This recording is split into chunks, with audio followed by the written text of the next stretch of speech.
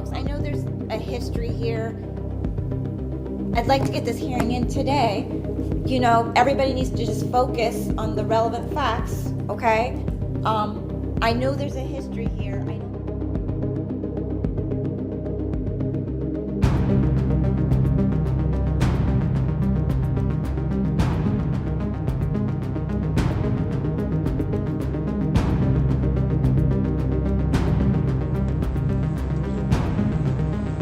Are you talking up by Sunset Mart? Up the hill by the gas station? Yeah. Okay. Why did you...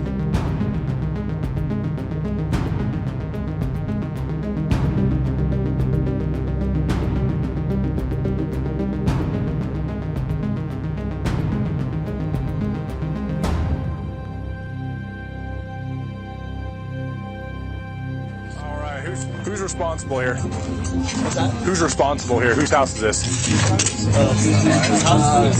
Yeah, haven't been drinking or anything, right? No. Okay, drive careful, okay? Will do, thank you.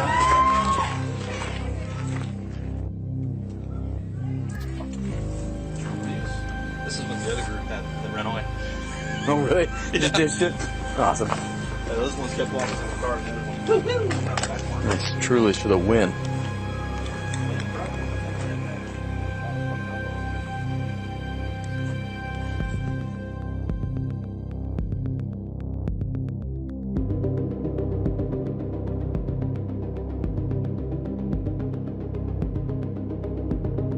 That I was given to. So there was 2 different discs. Okay? They all knew about it.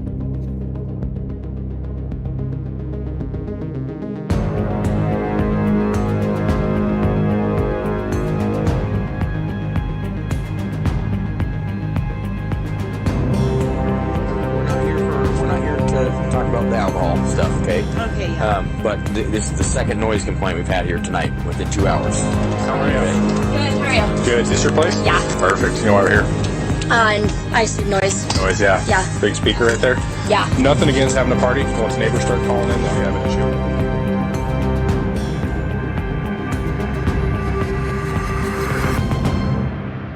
issue. Like brains, and like if you need a lot of brains, you're gonna be.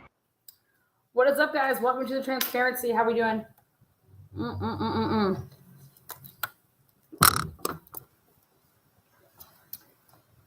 Welcome, welcome, welcome. Yep, go ahead, hit that like button. Use your touch DNA. Thumbs it up, thumbs it down. Your choice, your opinion. Let's see. A lot has happened over the weekend. One of the biggest things would be obviously the 48 Hours episode. What did you guys think about it? We're going to be dropping the link for that to happen.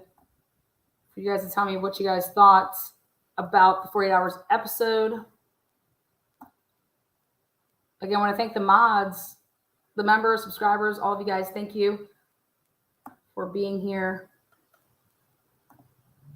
We got the Browns and the Steelers tonight. I have a side bet going on with Daniel over there at Drunk Turkey.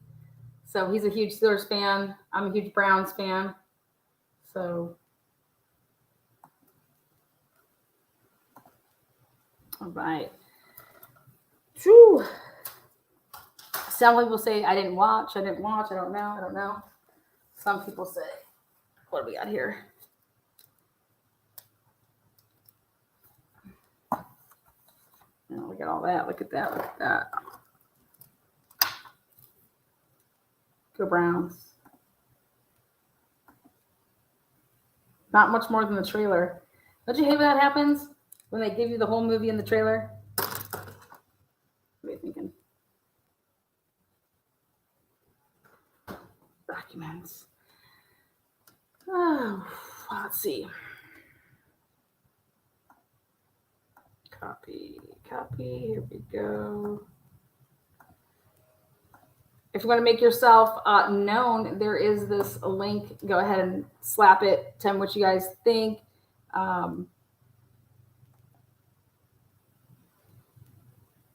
Leah says she watched it. I watched 48 Hours. Was glad Steve G is open to other killers.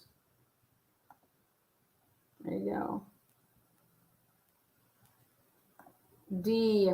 Could that knife that the 4 was killed be a knife that a military person carries as well? Allegedly, Brett Payne is in the military. I always fall asleep at some point, says Irish. Brooke wants us to know she loving that football season.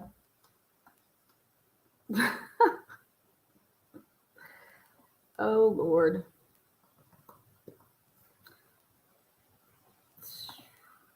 Again, what's up? What is up? Welcome to the transparency. I went ahead and took a little peek back to, this is the defendant's second motion to compel discovery, by the way. I'm going to take a look at something. I personally don't get anything out of the shows. I do my own stuff. But I love hearing from the family, and because, you know, they're the victims, and seeing what they think. The family is not gagged, so they can say, you know, and talk about things. I think my biggest thing is, when was that? I'm curious when it was filmed. You know, when it was filmed.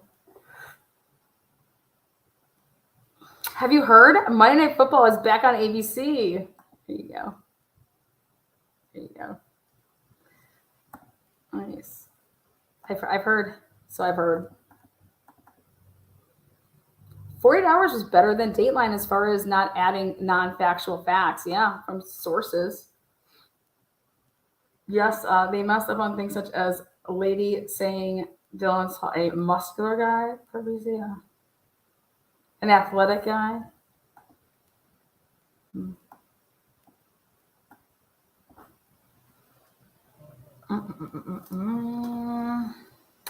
Tonight, the big bet night jersey game with Daniel. Yep, that's tonight. So the loser has to wear the other team's jersey for a live. So that's our bet. So, let me ask you guys a question. When we're going through all this discovery, and here they were asking, you know, we want you to compel, like, hello, we've been asking for this stuff. And what was it, June 15th, I believe? And this is the stuff that they wanted. So, like, when you go to arrest somebody and you got your person and you got all the evidence that you used, my question is like, how is this stuff that's so relevant and material, how is just this not available? Like, you know, the investigative reports and conclusions from all cell phone analysis, including but not limited to any analysis conducted by police agencies, FBI, CAS team, or other Idaho authorities.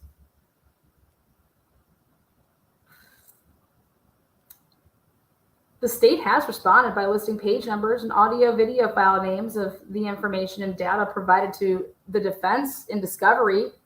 As of June 13, counsel for Mr. Kohlberger has not received any investigative reports and conclusions of the analysis of this data conducted by police agencies.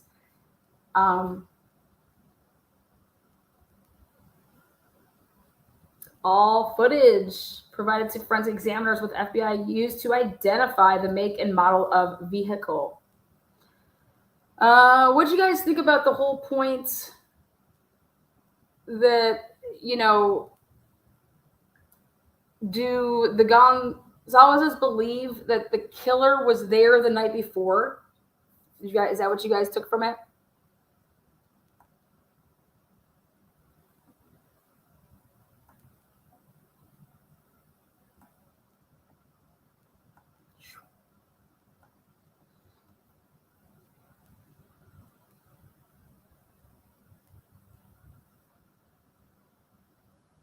This case is going to fall like a house of cards. Steve wants to talk. 100 to anyone now. Let's just give him a call.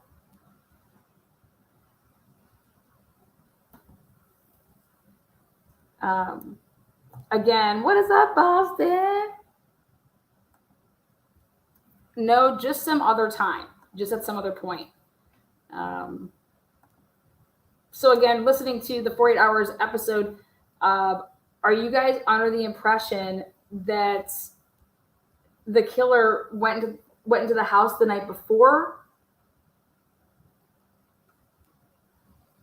No, the killer scouted the location before the night of the killings.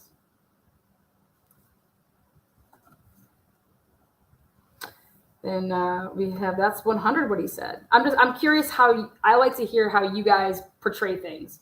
You know, you guys, we all watch the same, episode, or if you didn't watch it, bottom line is that this is what aired. How did you perceive it? What did you think about it? Yeah, the night before was the party. Well, no, the party actually did not take place there. They had the pre-gaming, I believe, going on at the house, and then they all left to go to the sorority party off, it was not at that house. So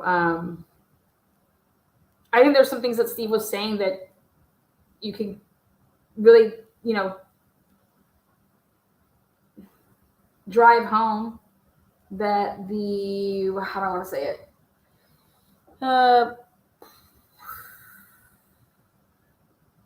There's no way you're going into that house and not knowing the layout. If there's other people in those rooms, that you wouldn't go in there. You knew exactly where you needed to go. Right? And that according to Christy, it was only supposed to be one person and then end up 4 people being murdered. What do you think about that?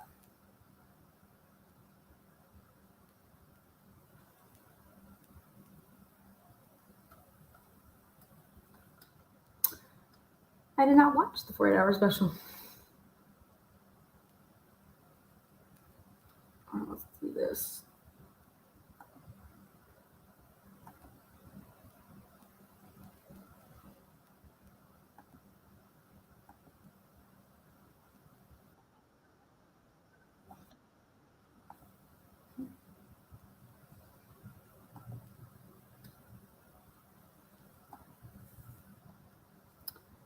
Nope, all 4 were targeted. It says Peaches in Georgia. They also point out Jasmine was getting calls about something happening to Xana the morning of the 13th. Morning would imply before 911.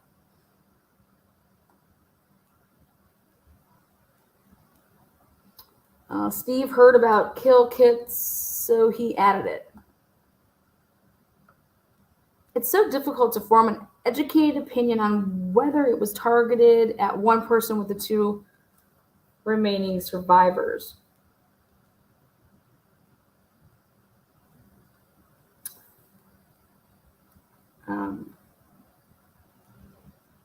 Well, thank you for that. Thank you for that. Thank you for that. I'm glad that you enjoy those videos.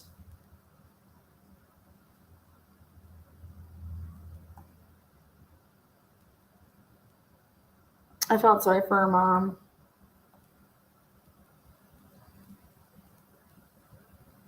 Xana and Maddie were the target, says Cynthia. I'm just curious if you like to see what you guys, what you guys think.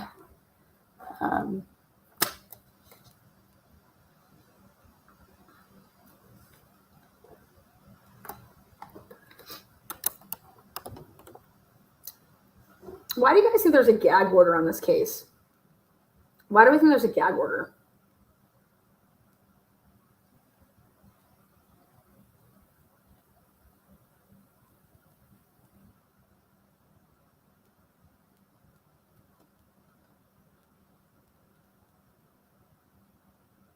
Why do I keep hearing about a kill kit?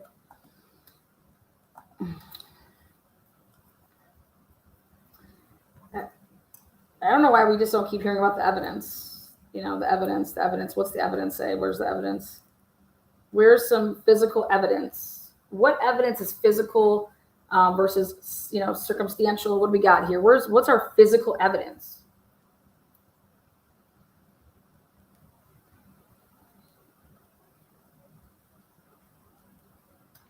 So physical evidence. What's physical?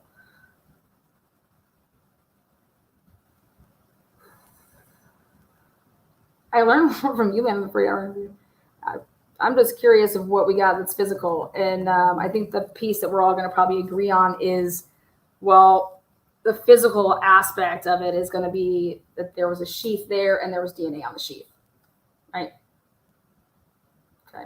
Well, then I have to beg this question to everybody. The DNA, the DNA.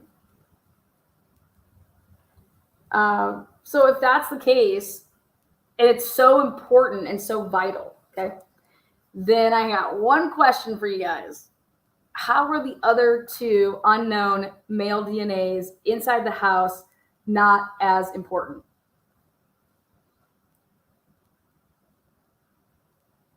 That's physical, right?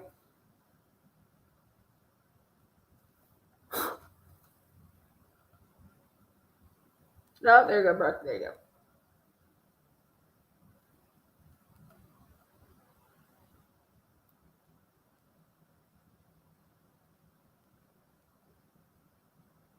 You know, so we got. So clearly, they run these through CODIS. They didn't get a hit. Like, what did they? Where are these? You know, unknown male DNAs. Where are they? Where are they right now? The reason I ask this because it's going to become a point in time where the defense is going to say, hey, we want to have somebody test stuff. You know, we want to have our expert, our people do some testing. Right?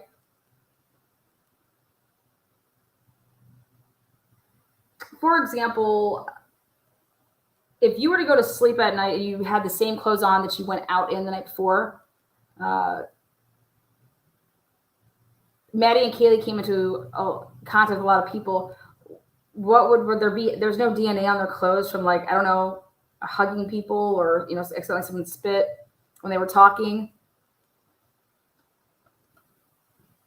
They know who the other DNA belongs to. Well, there's two.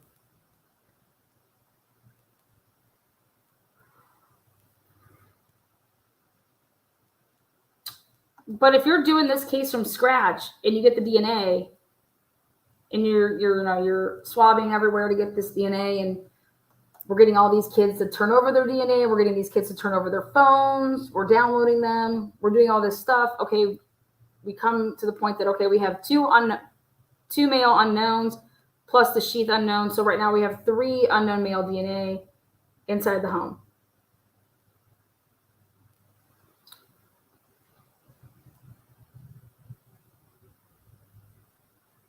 If you're the prosecutors, though, you have to know that those 2 unidentified male DNAs is going, I mean, that's going to hurt your case going to trial. So why wouldn't you try to see whose DNA that was? So that can't be kind of used as like a reasonable doubt type thing. I mean, shouldn't those be just as valuable?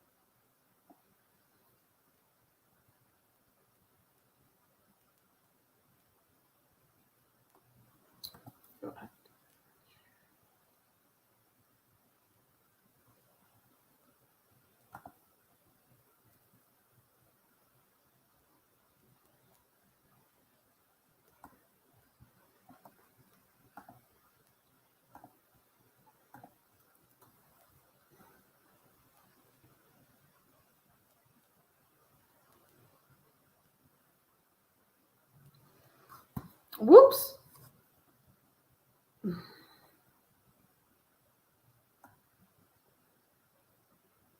You don't go all the way to PA before you know who the DNA belongs to.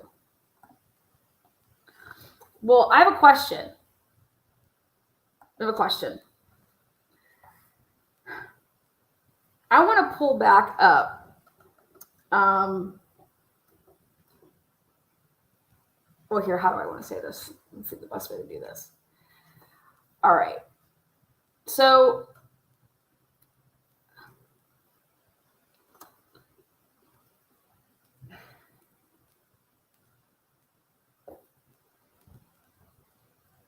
when you would have taken these, the sample DNAs, and you go and you put them through your lab and you come back, it has a file, let's just say.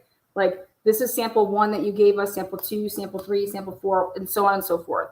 So you have all these samples. Here are all these, let's just say each paper, like this is that file that has all the information about the DNA for each one. Each one has their own paper, okay? So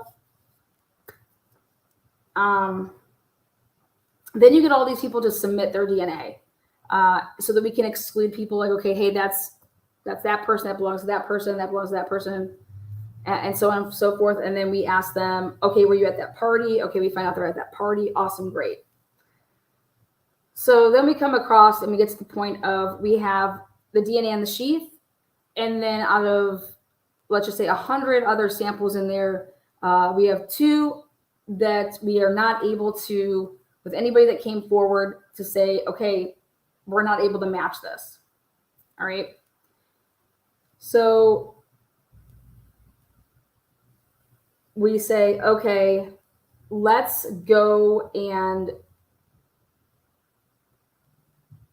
this isn't in the system. There's no CODIS. This person isn't in the system.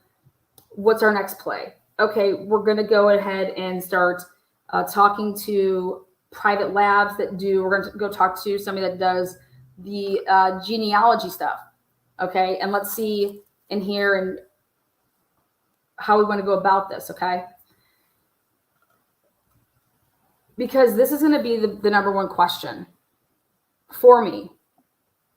And I think the best way to explain it is to say it this way. I didn't know where Ann Taylor was going with things when she was doing her line of questioning, because I didn't know enough about,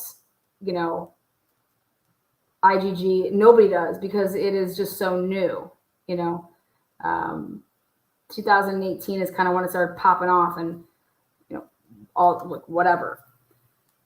But if you tell somebody like, hey, here's the sample, okay, go ahead and come up with, or let's even just say this. You have a sample DNA, like this is what you have. When I say sample, like this is the sample that was taken from the house. Now go out in the community, okay, and go and take all these cigarette butts that are just laying around in all these crazy different places. And we're going to take all the DNA off of these random cigarette butts to see if anything comes back that it would match the sample that we have from the house, okay? So for example, you would then take your cigarette butt, hand it to your lab people and say, run this against the matches that you have in the house and see if this is a match, okay?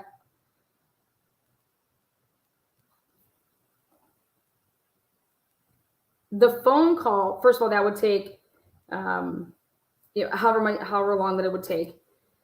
The phone call that you would have that comes back, okay, is going to be, it's a match or it's not a match. That's it. Okay. It's a match or it's not a match. Is it a match? Okay. For example,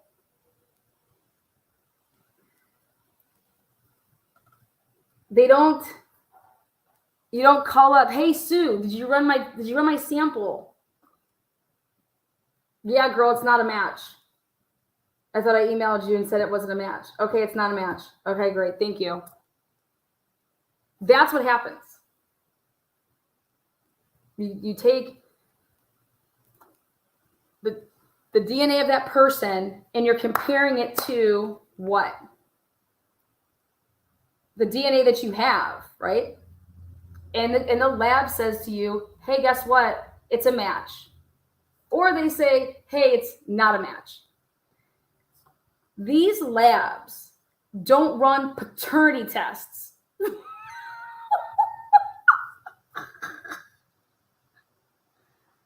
They don't come back and say, hey, it's not a match, but do you want me to take these 2 DNAs and run a paternity test? Do you guys understand that?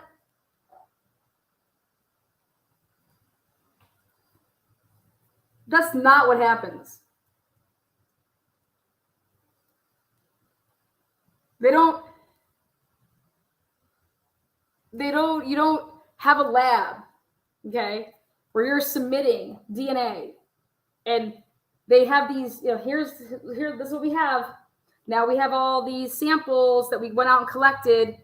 You don't submit these and then it comes back. When you're talking to the lab, when they say one of 2 things. This is a match or it's not a match. Period. End of story. Why is this important, Lana?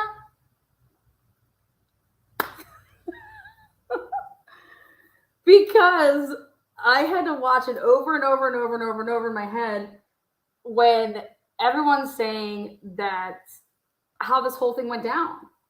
Wait a second. You took Brian's dad's DNA, gave it to the lab, and you're telling me they came back and they ran a paternity test for you? They didn't, wait, what? Come again. That's not what happens. The lab would come back and say, it is not a match. Or the lab would come back and say, that's a match. They don't come back and say, this is not a match, but it is the father to my DNA that I have here. That's not what happens. That's not what happens at all. In fact, these labs don't test for that. They don't take paternity tests. Okay? That's not what happens. Okay? And so I had to go back and listen to how important this step is, how important this piece is that everybody's missing here, which is, I don't care what lab you do with whatever the hell you're doing, you don't give somebody this DNA and the lab does not return it and say, that doesn't match, but it's the dad of our match. What? That is not what happens. 100% take it to the bank.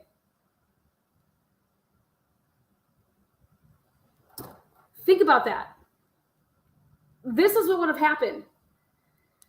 The DNA tested against Brian Kohlberger's alleged DNA on the sheet would have come back as not a match, period. 100% period, end of story. They would have said, it's not a match, try again.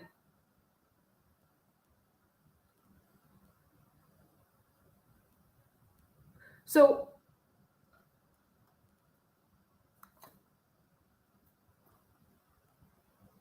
wait, let me get this straight.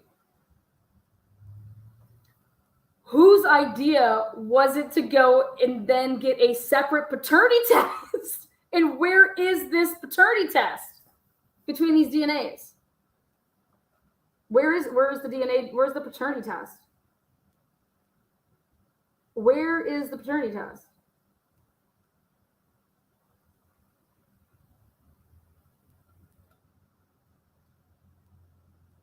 Trust me, it took me a while to figure out this concept of everything because we don't know it. You know what I mean? Like, we don't know how this works, right?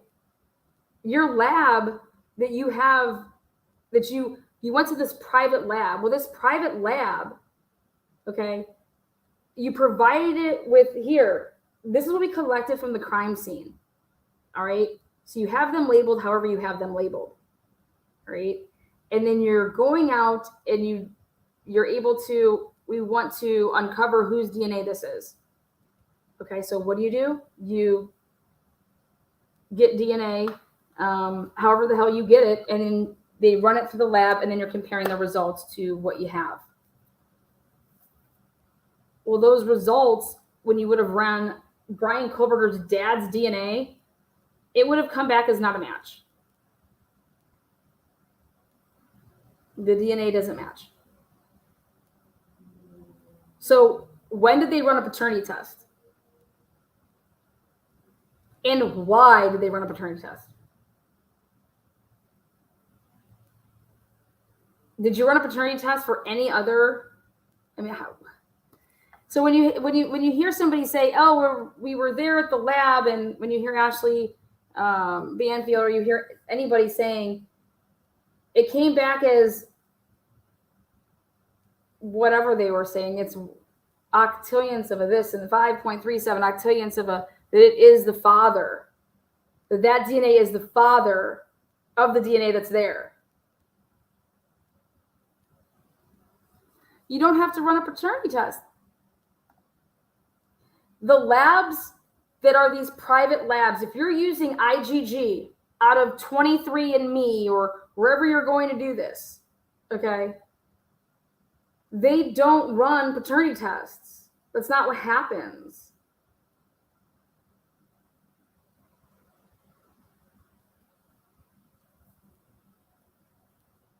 You're using a lab that is doing IgG. That's how you got this. And if you don't believe me, well,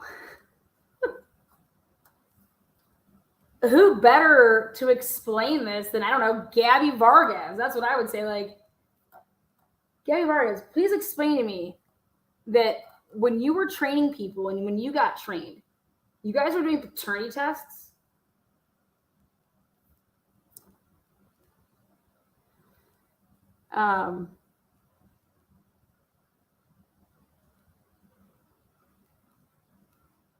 Again, there's communication. There's communication that would happen between law enforcement and the lab, right?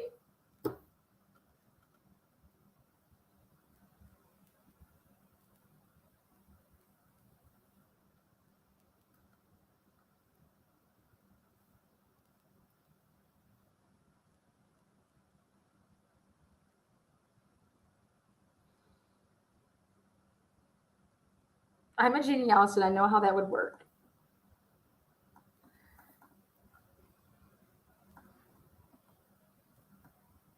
Stuff that you send off to the lab, when you send it off, how long do you think it takes? Like, so when they would have collected all this DNA and they sent it to the lab, how long do you think that the lab takes to like get that back? Like, do you think that they can just call up and be like, "Yo, Tony, I just sent that over to you. Why don't I have it? It's the end of the day."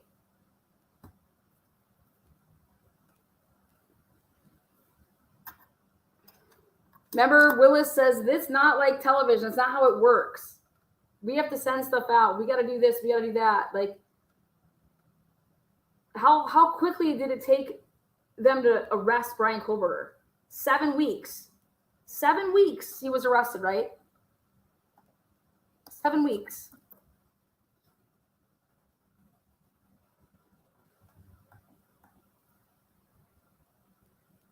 IgG is for forensic testing, not paternity testing. Exactly. Exactly. 100. And that's the point, that when you actually break it down, that's the step that we're missing here, folks. Any DNA collected from the house was either going to be a match to Brian, to the sheath, or it wasn't. That's it. Okay? It's either a match or it's not. But before you can do any of that, okay, you have to send off whatever it is that you have, and you got to send it to your lab, and then they're going to, it could be 5 weeks, it could be 8 weeks, it could be, 6, it could be 10 weeks. It depends on what time of year it is. It depends on what's going on, right? When you get those results back after, let's just use an easy math number, okay? Which 5 weeks. 5 weeks. You can't even begin to do anything until you get the lab back, like, until you get your stuff back from the lab. There's nothing you can do to do IgG. So Brian Culver is arrested in 7 weeks. And that's if results would come back in 5 weeks that you have, that happen. Like I said, you can't just call up Billy and say, yo, Bill, I have a batch. I'm going to bring it down. Run me this, and I'll be back to pick it up later. Like, that is not how it works. And this is so important because this is about the process and the procedure and how they were able to arrest Brian Culver within the 7 weeks. How did this all happen? How do you get to Brian Culver? And it's important because if you're the prosecution, you want to be able to prove your case, right? So let's think as prosecutors. We want to be able to prove our case. We don't want to just arrest somebody, but we want to be able to prove our case.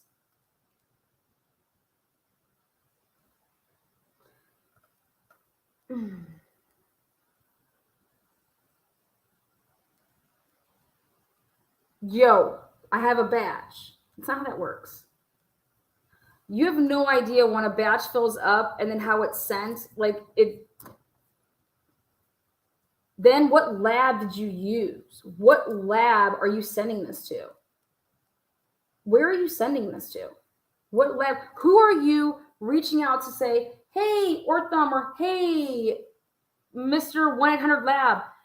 I have 113 samples here that we collected. We have them all on these little dishes.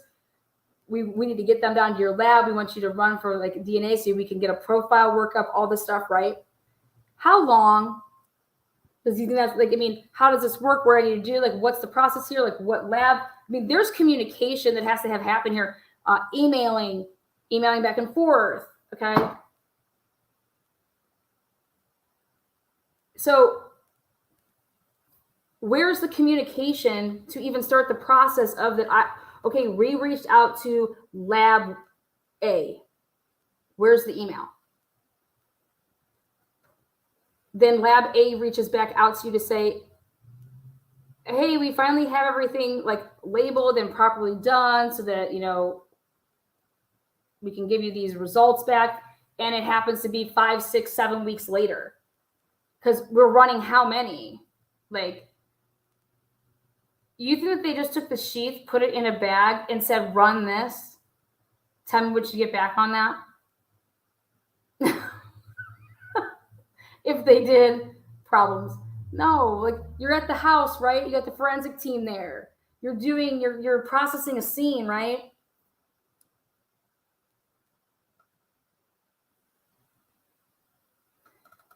Okay, so it takes us this long to get this back, then to say, okay, hey, FBI, here you go.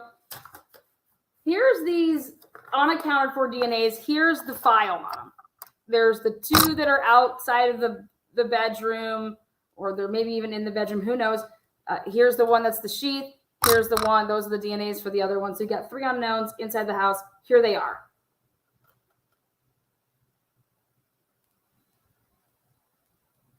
Okay. Then what do we do? Well, we're going to hit up these IgG labs. We're going to go hit up these IgGs people. Who are these people? They found the Golden State Killer that way. Let's just go talk to them. Let's go see how this whole process works, Remember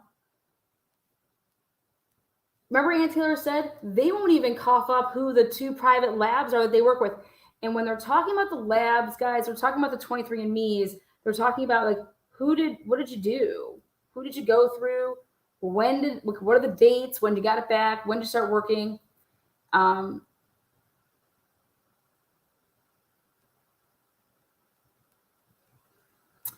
When you want to say that you have the tip to say, hey, you might want to go ahead and look into this person. Okay. Okay, great. So we're looking at Brian Culver, which would be 10 weeks later. Because by the time we did all this shit, okay, we look into Brian Kober. How do we look into Brian Kober? Well, shouldn't we ask him questions? Shouldn't we find out what kind of a car he drives? Let's find out stuff about him. No, we're just going to get all this information about this one person who has no connection to anybody, and we're not going to ask him anything. And because why? You don't have a hit on anything. You guys do understand that, right? There's a, at that point, when you have Brian Kober's name, it's not like it's because, like, yeah, we ran a test and it's Brian Kober's DNA. No. You have a tip to investigate this guy, right? So they would tell you, hey, try to get his DNA so we can compare it to the samples that we, the 3 samples that we have, right? Or just like the sheath sample, right? So you go and you get Brian Kober's DNA. You're not investigating whatever his dad's name is. Mike, is his name Michael? You go and you get that guy's DNA so that you can compare it to the sample that you have, right?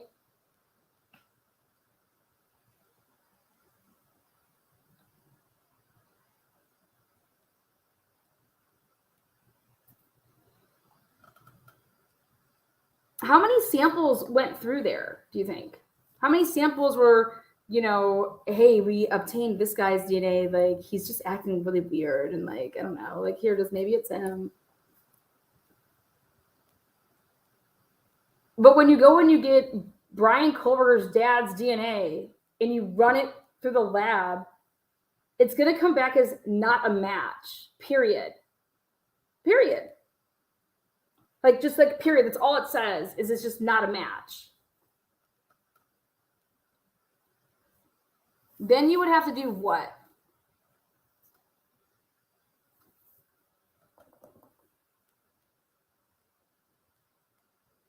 Well, we're going to just make a tree from him? Well, you already know that's his dad. Like, what are you making a tree for? No, let's just run paternity tests to see if that's, like, if it's his DNA. Like, what?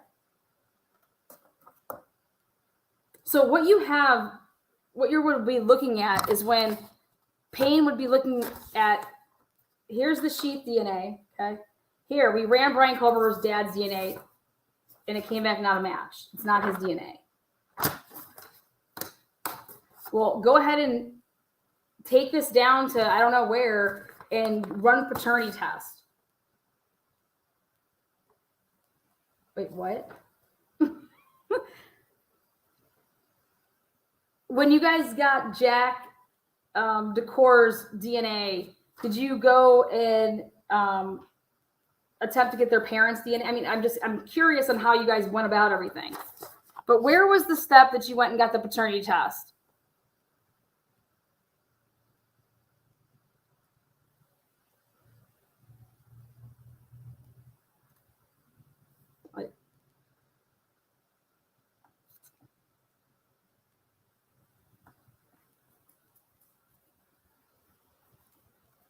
You know, how you caught the Golden State Killer is that you got the Golden State Killer's DNA sample because you did IgG. So then you went and you were able to obtain his DNA, and then you ran it against your test, and it came back as a match. Okay, that's how that happened. Not we ran somebody else's DNA, didn't come back as a match, but then we ran paternity tests. What? And then we realized that the DNA that we have is the more or less the biological son of the DNA that we have.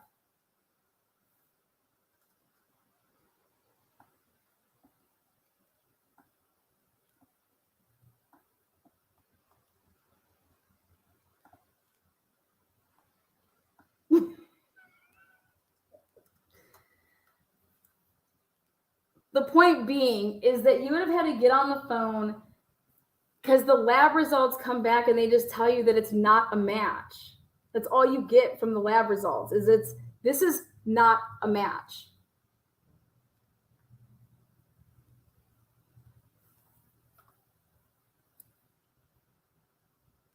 if you guys are paying attention to the Karen Reed case, that prosecutor is literally saying to the world that, oh my God, we don't have, just still waiting on these lab results, just still waiting on this lab.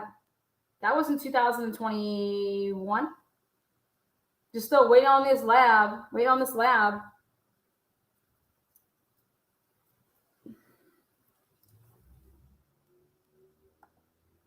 Tonight, the big bet night. Yes, can't wait for Gabby. Ooh, new member, Mama J. Most Ellie interviews the suspect, get them on record with an alibi instead of going 3,000 miles to arrest and ask for an alibi afterwards in court a month later. Yeah. What I'm trying to do is I'm trying to just break it down as basic as I can to explain to you guys that when they would have ran this test through the lab, the DNA that they had would have come back as not a match. And these IgG, they don't go and they don't do paternity tests. So who did this paternity test? So I'm just trying to explain when I'm walking this through for you guys that these IgG labs, go find me one that says that they run paternity tests, because they don't. That's not what they do. That's not what they do. I don't think they had a true DNA profile on Brian from the sheath. So how could they compare it to the dad from Brian's buccal swab? Test was done back asswards. Why you need a paternity test? Well, because that's what they did. That's you guys know it's how. Read the work. It says it. Why do you guys think that they come back and they say, this is the dad? This is, I'll probably have to get out the other one.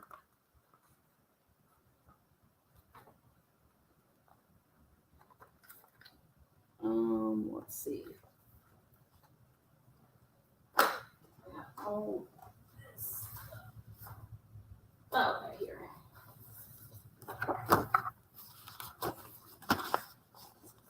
Okay.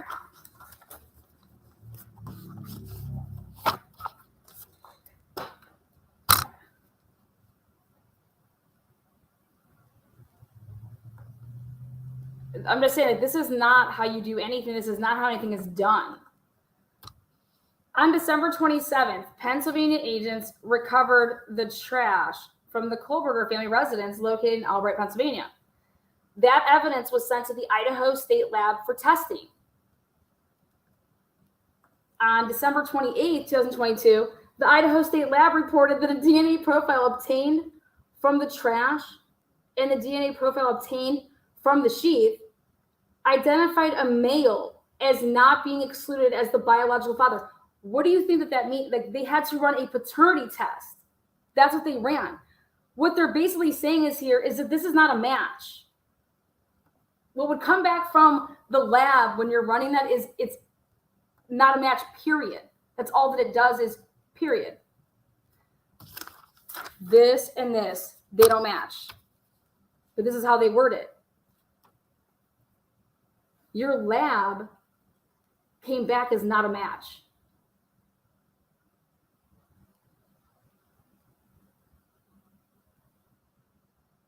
Does everybody understand that? You ran a test. So just like how all the other tests that you were running for anybody else, and you have these samples, you run something through and you're like, this is not a match.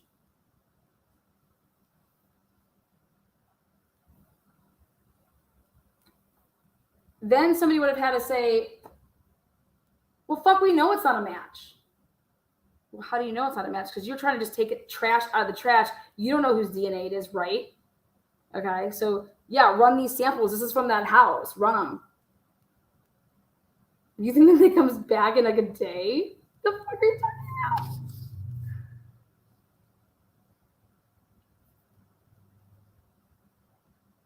I mean, understand what this really means. What this means is that we ran a paternity test. We ran a paternity test. We took this DNA and we ran a paternity test. We ran the DNA off of the sheath, and we took whatever samples we could get DNA at the house, and we ran paternity tests, because that's what this is.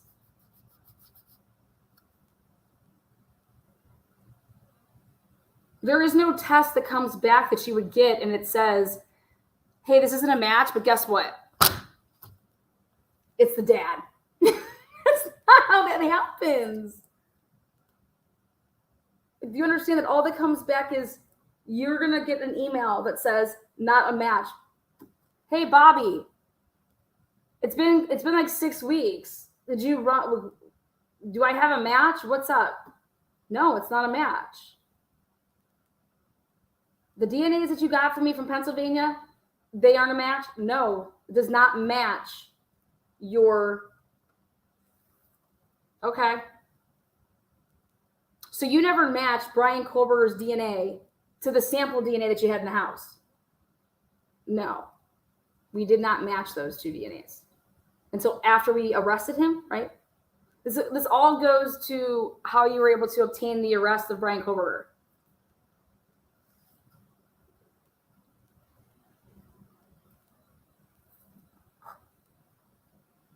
So just so you know, what was a match? The DNA obtained from the trash was not a match to the sheath. That's fact. The trash did not match the sheath, guys. You guys know that's right. The trash did not match the sheath.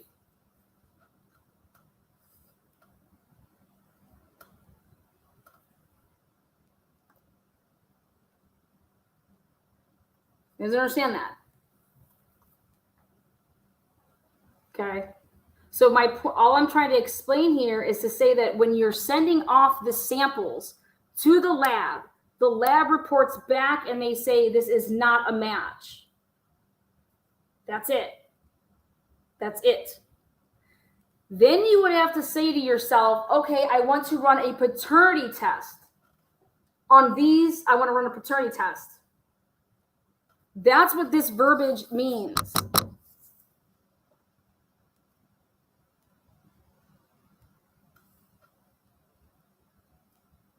They got a partial profile.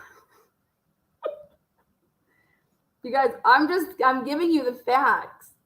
This is the facts. The facts are that you have Brian Kohlberger in Washington.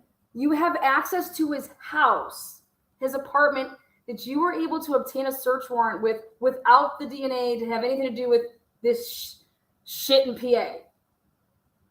You did not include that, and it got you a search warrant to be able to get into his apartment. Why aren't we taking the DNA out of his apartment to then try to match it to the sheath? That's his apartment. How about his office at school?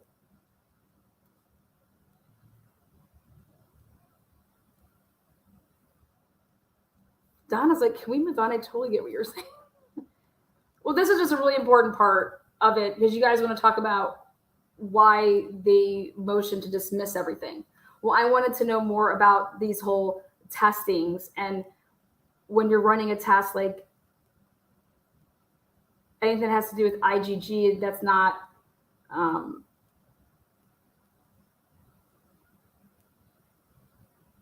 they don't test for paternity.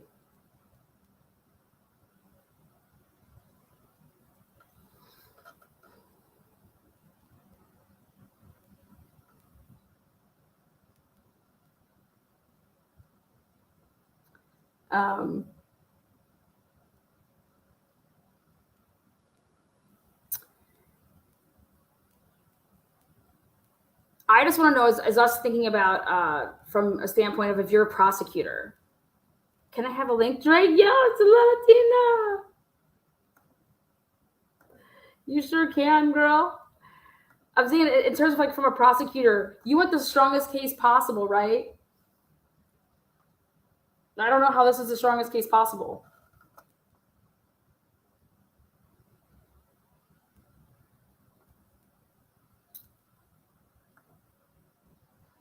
The Instagram proof I have is that his account wasn't following the girls before he was arrested, and then 3 hours after he was arrested, this account that was cloned was then following the girls.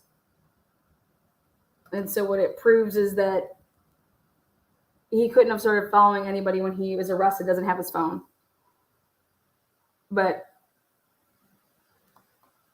I believe that actually Steve talked about it in a way different way, I guess on 48 Hours, to talk about that they don't know if it's good intel, and it's not.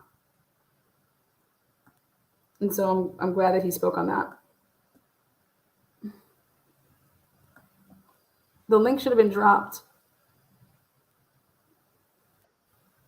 Oh, yes. Oh, hello. Hi. Hi.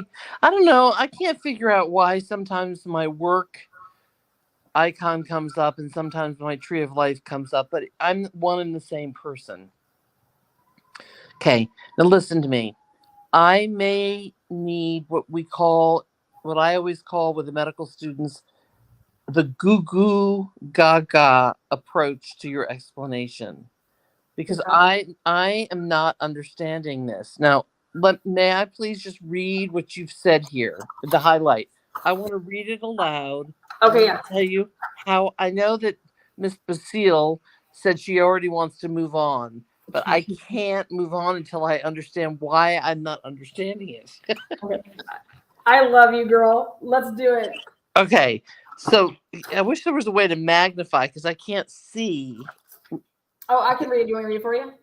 Slowly. Okay. Goo goo gaga. Okay. So on December 27th, Pennsylvania agents recovered the trash from the Kober family residence located in Albright, Pennsylvania. That evidence was sent to the Idaho State Lab for testing. Okay. On December 28th, the Idaho State Lab reported that a DNA profile obtained from the trash and the DNA profile obtained from the sheet. Okay. When they tested it, yes. Okay, it would have to first come back as that it's not a match. No, don't add do not add your just Well, keep reading. Okay, so it's saying that the trash of the DNA profile came back. It identified a male as not being excluded as the biological father of suspect profile. So at least 99.9998% of the male population would be expected to be excluded from the possibility of being the suspect's biological father. Okay, so I think you're misreading this. I mean, with all due respect to your brilliance, or I am stupid. So we have two options. What they're saying here is that Brian cannot be excluded. In other words, he is included. 100%. Oh, absolutely. Yeah, he's included. Okay, so that I'm saying that what you do is the process is that you ran the two. Right. Okay. And it came back as this is not a DNA match. Yes, it is. They're saying it is. The DNA on the sheath against his father's is not a match. Where do you see that? I'm saying the way that they're wording this is that you didn't compare the two to check the match. It would have came back that this is not a match. No, I don't agree with you. I'm sorry. With all due respect, I think that they're not going to. That's what I'm saying. That's what's not in here. And said they couldn't say that. They're not going to say we tested, but you have to test. Why wouldn't you be testing? Because you have no idea whose DNA it is that you obtained anything from the trash. So all you're doing is you're taking your sample that you took the trash from, and you're running it through, and you're seeing if it's a match to the sheath DNA. Okay, I disagree with you, but I'm going to tell you. Isn't that what you would do? How would you do it? No, what the verbiage there is saying is that, and believe me, I've seen this hundreds of times. It's like a double negative kind of thing. What they're saying is that supposedly that the DNA profile that they got off the sheath and the comparison to that of the father Mhm. that Brian cannot be excluded by 99.999. He can't be excluded as not being the son. In other words, he is the son. I agree with that. I agree with everything you're Okay. saying. I'm agreeing with that. But what I'm saying that they're not saying is what they're not telling us here is that what you're this is in order to get to that part right there, Yes. there has to be another part. Yes. So you have to take the one sample that you took the trash from, and you have to you're running your samples, and against each other, this is not the same DNA that we have on the sheet. Exactly. Okay, I totally agree. That's where I was heading with this. Yes. Okay. And then you have to then you would have to say, okay, well, okay, if you were to run a paternity test, though, that's where you're getting these type of numbers. Is that's from a paternity test. Exactly. Okay, so you and I do agree. We agree. Okay, so what I want to say, but let me just try to. I think you and I are on the same page of music. Hallelujah, because I thought maybe I was having a brain fart here, but basically, what the problem is that they're not saying, they've left out. This is a sin of omission here in the way they're describing it. Is that the sheath DNA with 16 freaking touch DNA cells, they can't even have generated a partial profile for Brian on that. So how could they then claim that they could do a paternity freaking test? They don't even have a partial profile to make that comparison. And so they have omitted a crucial fact. Do you agree with that? 100. I think what my problem here is though you have Washington, he has an apartment. You have Washington, he has a workspace, right? You were able to obtain search warrants to get in there. Okay. So why not just go and get his DNA? I'll tell you why. Because the DNA in his apartment, his office, his toilet seat, whatever, is not the quote 16 touch DNA cells that were on the sheet that were found at the scene of the crime. So in other words, you could push your ATM. I come behind you today. I swab where you touched your finger. Then I go to your dad's trash or your mom's trash, and I compare the two, right? Mm-hmm. And let's say there was enough cells to make up a full thing on you. That proves that you were at the ATM. But it doesn't prove that you were at the scene of the crime. I think that's why they keep trying desperately to take that. The only thing that they can hang their hat on are those 16 little cells on the sheath.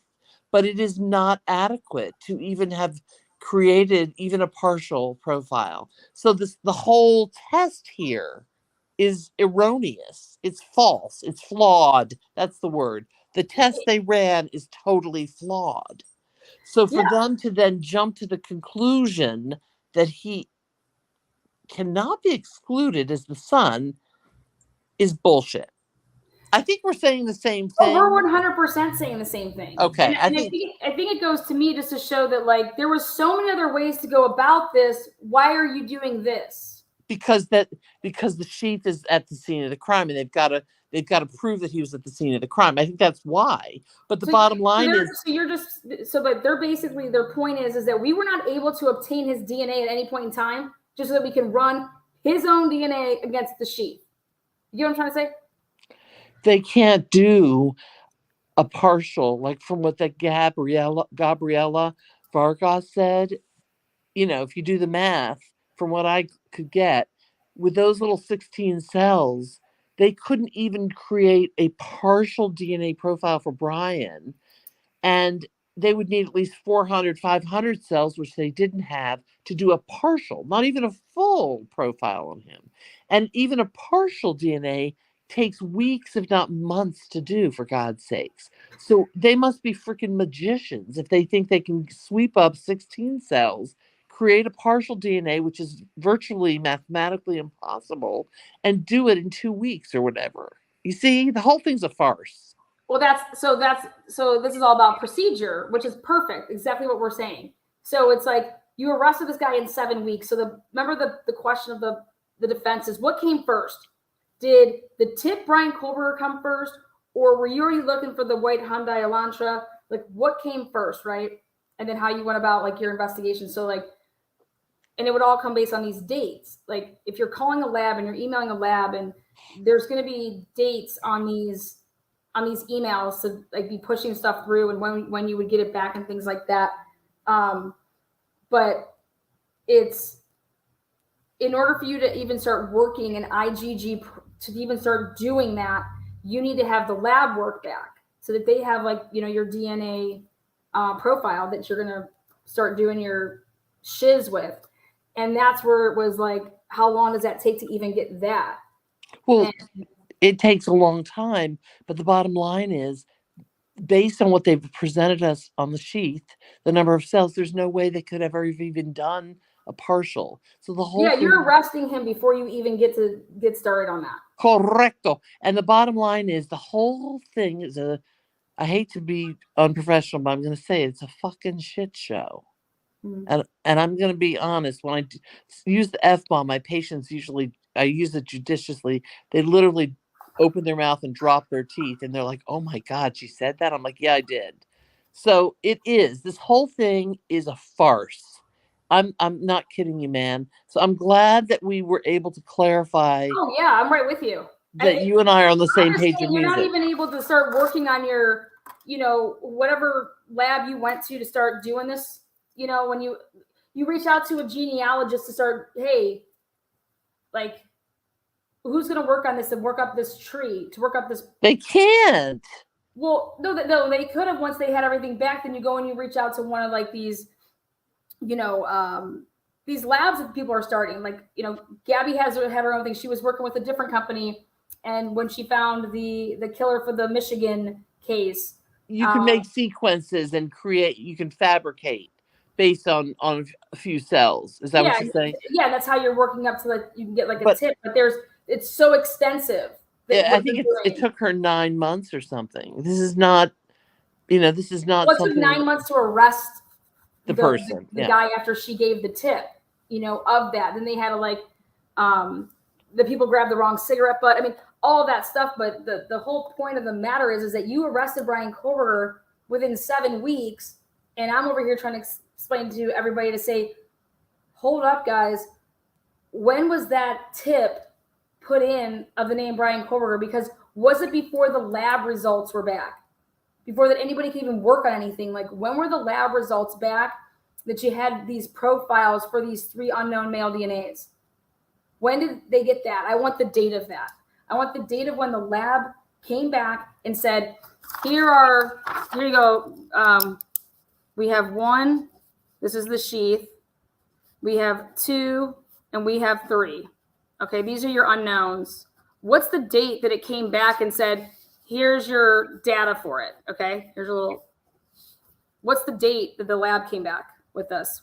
Well, guess what? They've already said, you know, Bill Thompson has already basically said, number one, we're not going to tell you any of the work. So no, for Brian, we don't want your work. This isn't work. We're asking a date. He won't even tell a date because and see, that's what I'm saying. Like, you have to. All they're asking for is give us the name of the lab that you used. Okay, what's the lab? And then what is the date? These would be on reports. So what's the date of when it was submitted? Okay. But guess what? Do you remember him saying, Bill Thompson, standing up and saying, well, Judge, I mean, we can't produce something that never existed. Yeah, but this is the stuff that does, though. What they're saying that they don't have is the work out of the tree. This is stuff that they have. What I mean by that is like, okay, this is stuff that they 100% have. The initial unknown, but they're not willing to even pass that over. ISP, you had 103 pieces of evidence that you went and had forensically tested. Okay, you had 103 that you went and had. Then on 11/24, you bumped it because you added 10 more pieces on 11/24. 113, yeah. To 113. Okay, so what's the date that these 103 pieces were submitted? You know, what's the date of it? You put it, you know, so you have, and I'm just using these 3 only because then out of the 103, you know, what is it? 100 of it, we were able to identify whose DNA that belonged to. Okay. Now we have these three that when they came back and we're not able to identify them, then you just decided to take the sheath and give this to a lab, a private lab. Okay. And I want to know the email date that you set up this arrangement. Okay. The date that you said, okay, here, you work this out with this private lab. And what I mean by that is that you're going to go with a genealogist. Who are they? Okay. And what's the date? What's the date that they received this? What's the date that they were given the data for this? And then based on these dates, you're going to be able to see. So you were able to work up your profile to the name that when's the tip from the FBI that came in with the name Brian Kohlberger. And then you want to look at this date. That's the work I want. And this work is all obtainable. This is out there. I want to know these dates. So it would be, you took 103 and then you submitted them, and then it came back a certain date where you have, these are your three unknowns. This is the sheath. We're not going to do trees on those, but we'd have to so we got these back on what date. Then we're going to go ahead and submit the sheath to somebody that's a genealogist. What's the date of when that was given? Okay. And then this is your FBI tip. This is what this is coming from. And what's the date on that? Okay. So here's my thing. They're not going to give any of that information because this is going to come out in trial. It I believe might. that Dan already has it. It She just might. doesn't have the what lab did you go with? Because are they labs that allow you to enter anybody's, basically we're trying to get to the bottom of what lab you work with, because you cannot use it to, if you're putting in people, like let's say that Brian Kohlberger's mom went and took a test, but she opted out of the law enforcement part. Okay. And let's say that these people all were talking about this loophole, all right, that you're using, and that you're able to see anybody who opted out, we're still going to go ahead and use it. Right. And then here you have Brian Kohlberger's mom should have never been included in that, which is a amendment for that you just violated privacy. But guess what the argument's going to be is, wait a second, I didn't break the law though, because I just broke terms of service. Yeah. All I did was break terms of service. The terms of service, I am not supposed to do that. Okay. I'm not. But I didn't break. What did I do? But here's the other thing. Look at it this way. The other option, this is my sort of a conspiracy theory on my part, is that if like you said, it's the chicken or the egg. If the FBI gave the tip for whatever reason, they said Brian Kohlberger, all they had to really do is go to find the loophole, find put Brian Kohlberger's name in there. He's apparently already done his own 23andMe, and there pops up his freaking tree. You see what I'm saying? But guess what is going to be in there? Then you would have to delete the profile that you put in there. You'd have to delete that, because when you ever would put the sample back in there, it would show up that there was already one in there. Right. But my point to you is that's why I think they're not. That's right. This is about to blow up. This is about to go crazy right here. It is, and I don't think they want to. They don't want to show the tree because I think it would reveal. But everybody thinks everyone thinks it's law enforcement that's breaking rules. That's not what's happening. What do you think is happening? I know that's not what's happening, because it's law enforcement. If they wanted to take what they did, okay, and enter it as themselves, as just a civilian, and act like that's your DNA. Yeah. Okay,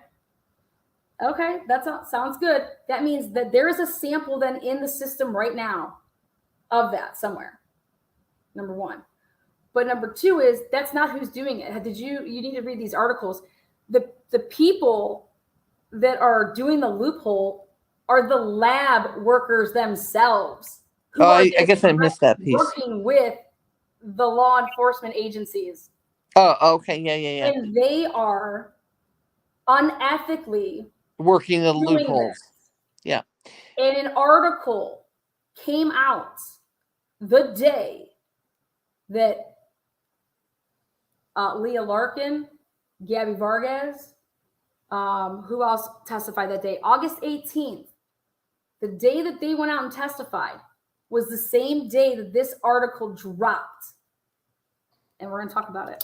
But I'm just preparing everybody for what's coming. All right. And I'm sorry that I took your time to have to go through this. No, but I'm saying this stuff, I want these dates because I'm a timeline queen. Give me the dates that they're claiming that they talked to this lab, to that person, that. Let me go ahead and mess with that because I'll be able to put that and show you exactly what we're talking about. But what if they don't give the dates even in the trial? They're there. Anne knows these dates, I'm telling you. You think so? Unless they have not provided. That's why I went back and started looking at this discovery stuff of what they haven't been providing. So,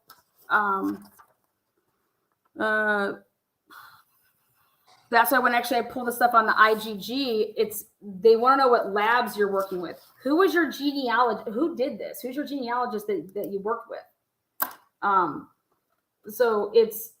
But these dates, this stuff, they 100% have when they would have gotten these dates back. And then it's a matter of where did you go with it? Okay, so let's say that we got this back. We submitted it on 11/18. Let's just say that date, okay? All right, and we got this back on 12/15, which is unheard of. I mean, you got to go like almost like 12/22. I mean, I'm just literally being honest with, or 2022. What's the date that you got these back? So then you have to go reach out to your genealogist that's already that you're about to hand this off to, and then from that point, that's when they're able to work on their tree to then give you this tip, which would be whoever you come up with. But these all have dates, and they 100% have those dates. I want to know those dates.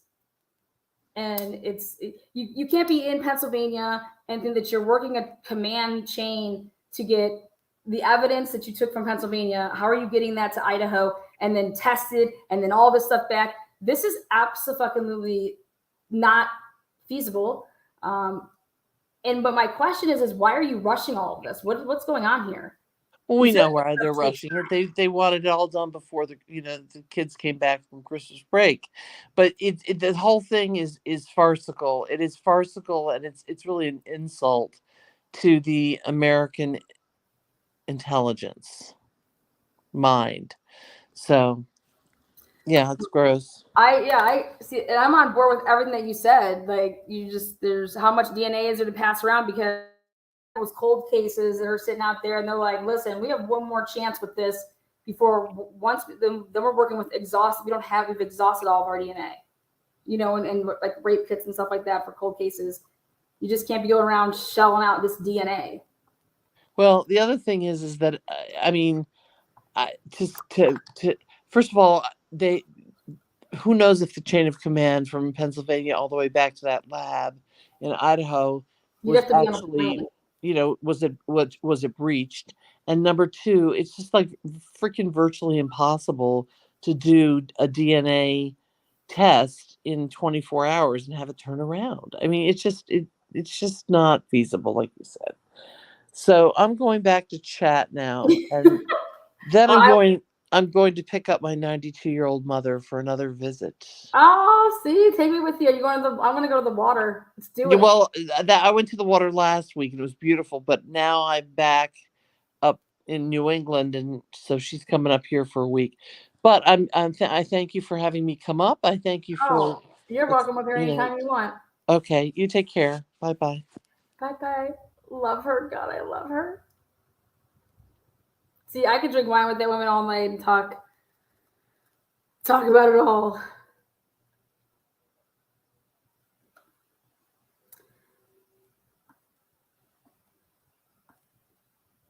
What if Brian Kohlberger knew about this?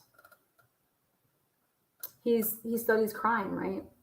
What if Brian Kohlberger was following all this stuff with, the IgG stuff in the 2018 and coming across, this is like the Wild Wild West and how they're doing stuff with this because there's no rules and stuff like that. To the point of if you're attending conferences, if you're talking with people, if in his field, he would have most 100 known about what was going on with anything that has to do with DNA testing, with anything. That's your field. You're paying attention to articles when they come out. That's what you're doing. You're teaching, you know? So I started thinking about this because it's really, really important, because this channel is about the truth. Whoever did this, right? If it's one person, if it's multiple people,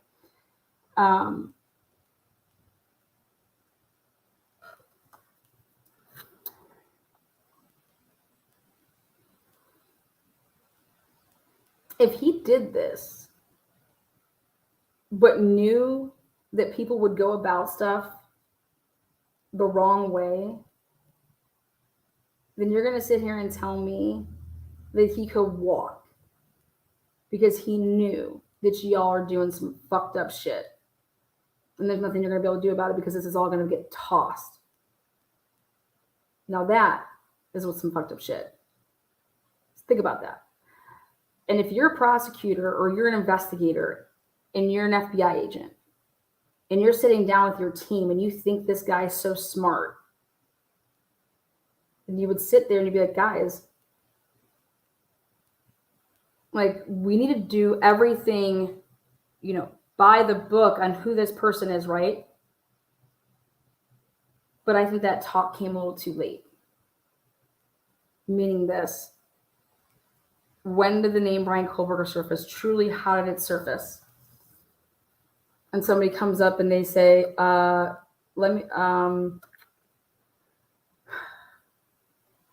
guess how I got this? I was doing my IgG stuff and I totally did it. And I put people in the search that opted out of the program to be used for law enforcement. You did what? Yeah. We shouldn't have come across this. You guys know that's what the Golden State Killer person admitted to, right? Golden State Killer, the lady that found him, admitted that she used the database and was able to get to him because she used it against the people that had opted out of law enforcement searchings.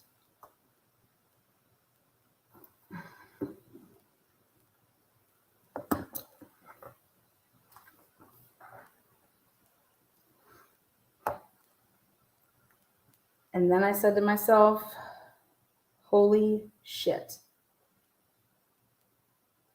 This is as political as it gets. This shit is about to blow. This is fucked up.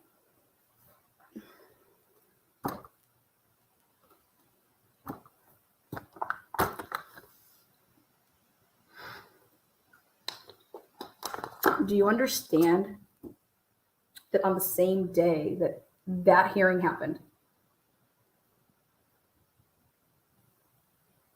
there's an article that comes out the same day referencing the people, that Leah Larkin woman, referencing her saying, we know that there's this loophole that exists, and we know that people that have done it, and everybody's thinking it's law enforcement. Law enforcement, law enforcement, law enforcement. No, you have to be teamed up with law enforcement. The person that's the who's your main, who's running the lab, who's running the, when I say like who's doing the IgG, who's doing the genealogy stuff.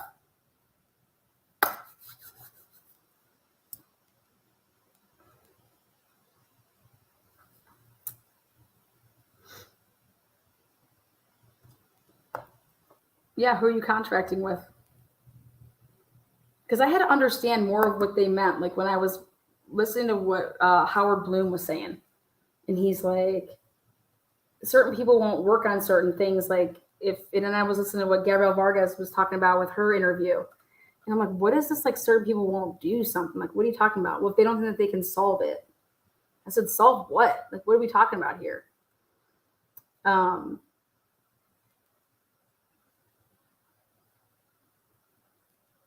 And I was like, fuck, I want to learn all about IgG, you know?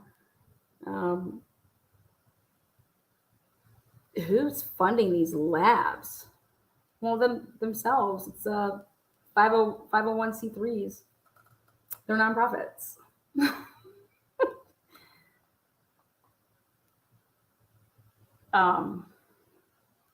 And some of you guys are like, Lana, what are you talking about? What are you talking about? Well, we remember the big hearing that happened on August 18th, right? 2023. This is going to go down a day in history here. When you see me not doing lives for a little bit, it's because I want to research like a mother. Because if I'm going to bring something out there, I want to make sure that it's money. But on August 18th, 2023, that's the hearing that was the big to-do about judge, hey, we need to get our hands on how this all went down with the IgG stuff. We need to know if people's rights are being violated.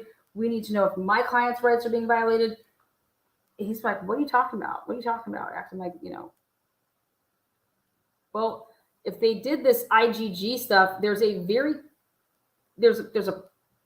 process to this, and then it would have been saved, and then here's the work with it, and then you would have somebody that's going to be testifying to, hey, I was the genealogist that worked on the Brian Kohlberger case. I'm just like how Gabby Vargas was on 48 Hours, and she's being interviewed by 48 Hours. They did a whole big episode about her and how you caught the Michigan State, you know, cold case of 28, 34 years, whatever it was. There's somebody that does that came up with this tree to get to the name Brian Kohlberger. And the information is, okay, well, where's the workup for this? And what the state was saying is no, we didn't go with any IgG stuff. We just went with the tip that the FBI gave us. The FBI gave us this tip. Base of the name Brian Kohlberger. But where did it come from? And then they were trying to invoke privilege, meaning we don't need to tell you about that. Why? Because it's confidential informants. Confidential informants. We were all being listed as confidential informants because in a way we were the confidential informant because it was our DNA that was in these databases. And so they wanted to invoke privilege for all of us. Anybody that's ever submitted into these labs to get their DNA tested to see where they come from and shit like that. We're all informants, like, you know, confidential informants in some type of way, you know, that we need to protect all of us, you know. And then, so this is what they were arguing. This is what they're arguing about. Okay. So you have to understand what the argument is to understand where I'm going. So the argument is that, Brian's team is like, no, fuck you. We believe that the sheath was planted. Okay. You sent us over all this discovery, and where's this tip, Brian Kohlberger? Like, how did you get to Brian Kohlberger? There's no connections here. You're just placing these cars, and that he has this, and that there's just not what's going on here. So their thing, and then here finally the state says that, well, we were able, we took his DNA and we gave it to a lab to do IgG work on. Okay, well, what lab? Who's the genealogist? Who did all this? Well, I can tell you that the genealogist that didn't work on it, that would be the people that testified. Those people clearly were not the state's genealogist. Do you get what I'm saying? So here we go. We have the state saying at a round table at some point, hey, we want to do IgG to see if we can get things going. Who do we go to? Where are we going to take this? Who are we going to use? So who do we use? And that's the information that they wanted it to be protected. We don't want to tell you that. We don't want to tell you who we used. Why?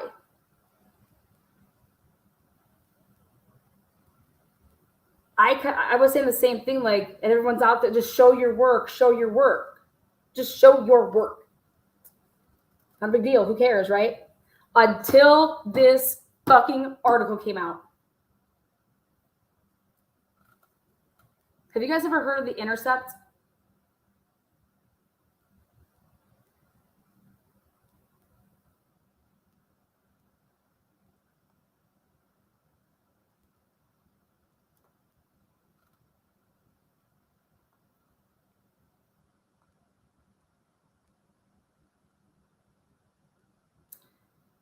This article had an interviewed sources as well as people that were not sources and their names were out there. And in this whole article, I was like, oh my God, this came out August 18th. August 18th. This article came out August 18th. And this article is just talking and blowing up the spot of IGG, saying these big companies knew about this loophole and that they were using people that had opted out. So everything that we heard being testified to on Friday, August 18th, it is about to blow, because who did the state use? Because there's whistleblowers. There are whistleblowers from these places that work with these people, whistleblowing, saying, we totally use this loophole and we're able to go ahead and get all this stuff and compare it, when we know that these people opted out of being able to be used for law enforcement purposes. So we need to know who and what labs you use, because is it these people? And my bet is on yes, it is. Which is going to completely blow up this shit.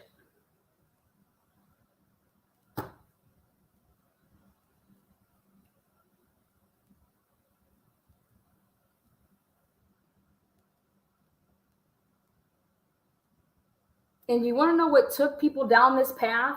Someone like Ann Taylor, someone like me, that I would figure it out. That's why I keep always talking about this damn discovery. What do they want? What do they want to know? What's the problem here? What do they want? And what aren't they getting? What's the problem? Why aren't they just handing this over? Why aren't they just handing this over? Well,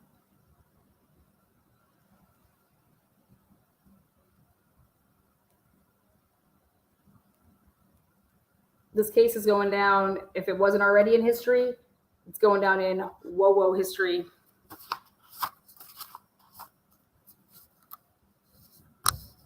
All I cared about, how I got on this path, is I just wanted these damn dates. Give me dates, give me times. I will tell you everything you need to know. But this is huge. Very, very huge. And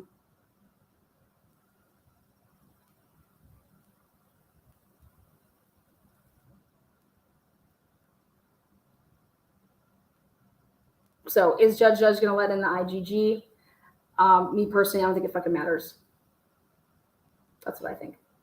I don't think it's going to matter. Because if you guys think that Ann Taylor's a good enough attorney, all she's going to show is that this totally is what they said that they did. We're not able to, we're going to be able to show that this is what those places were doing. It's going to come to a suppression hearing, and this is none of this is getting in. None of it's getting in. This is going down, fuck Idaho history. This is going down in history. This is going down in history. This case, it was already, in my opinion, going down in history, but what's going to truly be the point of contention moving forward for a while here is going to be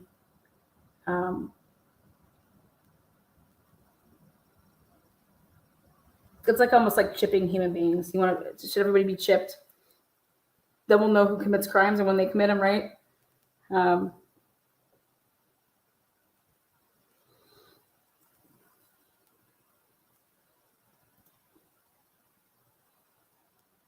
Now, if you cough up what genealogist you did the case for them, that's who's being protected right now.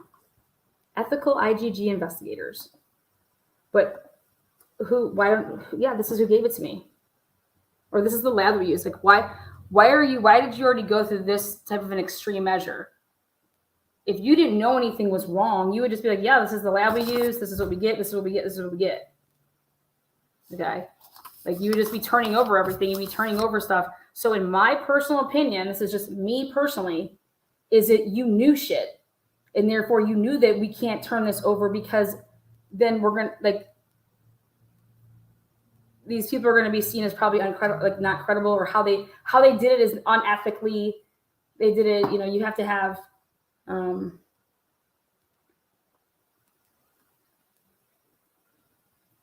I mean, you guys can make the decision if you think that, hey, we caught a rapist, but how we did it is we totally violated the fuck out of all of your guys' privacy. So you violated people's Fourth Amendment right.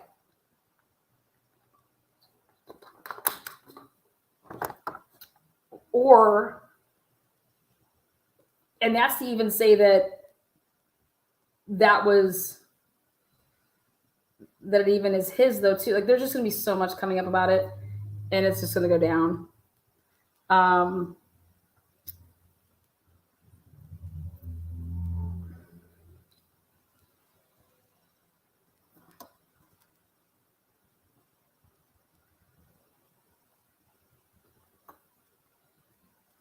Remember how we always kept saying there was, what was it? How did you get to Brian Koberger? And basically the way that they got to him, somebody was like, you can't do it this way, find another way, but here's the name. But you can't use me. You can't say that this is how you did it. You can't use us. You can't do this. You can't do that. And we were saying all that. We thought maybe it was people were like, oh, maybe it was an informant that was doing the drugs with Brian or something like that. Like it was, that was going to blow up some other case that people were working on, or that it was going to really, truly, mess with something that, the FBI has been working on. Or, that's what I've been saying. Well, here, come to find out, is I don't think it was a person. I think it was technology. I think it was this industry. But you can ask yourselves if you think that there's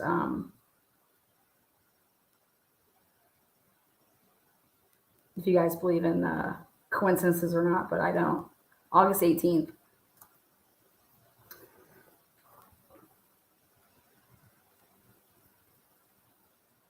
This is why the families reserve the right to sue. Law enforcement absolutely failed here. Shame on all involved.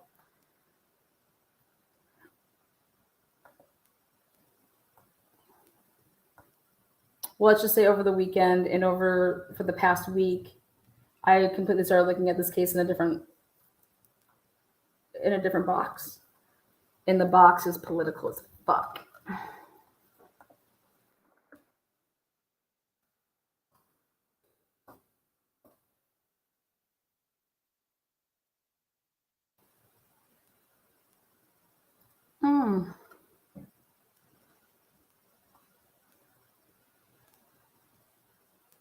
Our DNA matches our parents' DNA.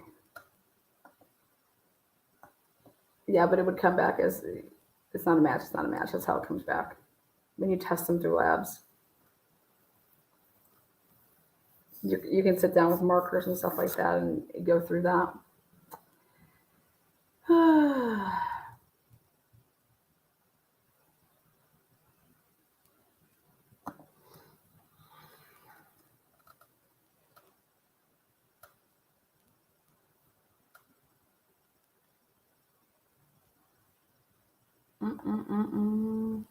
We, the people, are held to a higher standard.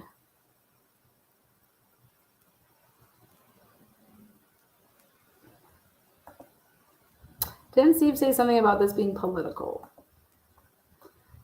Yeah, but I think he's really, really focused on the school when saying political. But he was also talking about businesses, I think. This is about financial. This is about longevity. This is about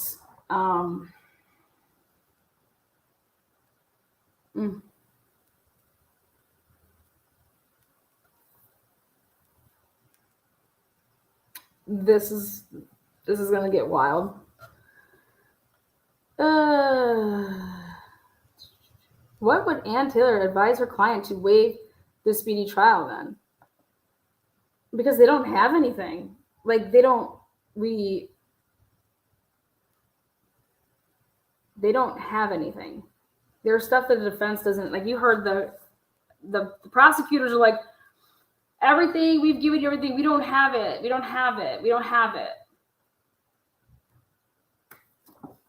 And she's over here like, I got emails, man. Where's this stuff at? I got these emails. And they have dates and like, you know. Do you still think the sheath was planted?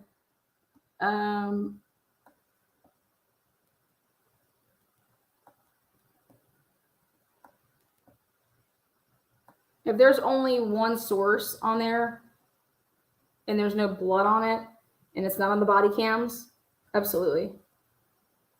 Absolutely.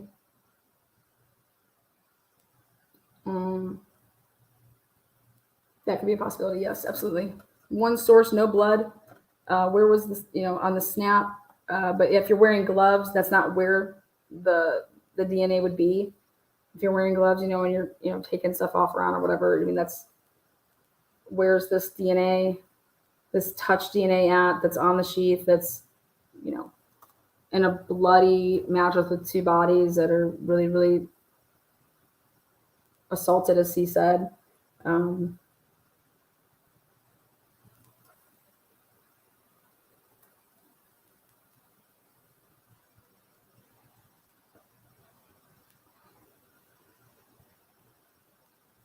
I still have questions. I mean, I still look at the car.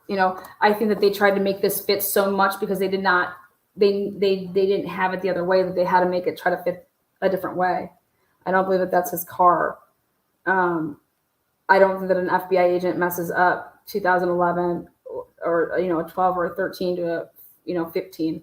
I don't think an expert misses that, not at all. So.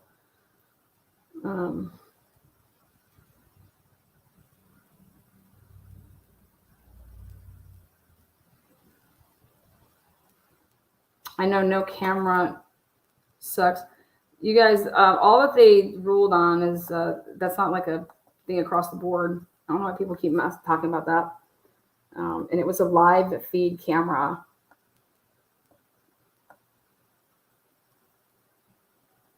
Did you guys know that I don't know, it was a 23andMe. It was one of these IgG ancestry things that got hacked.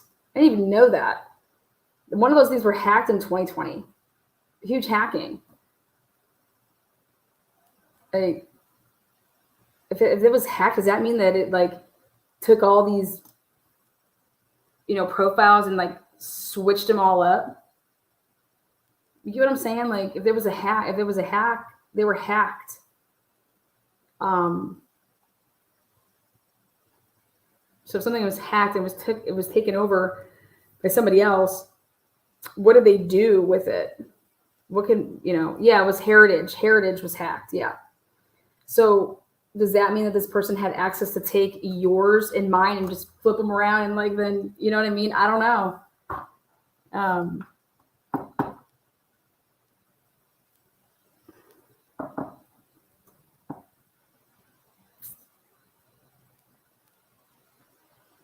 I just believe in good, hardcore, old-fashioned, investigative work.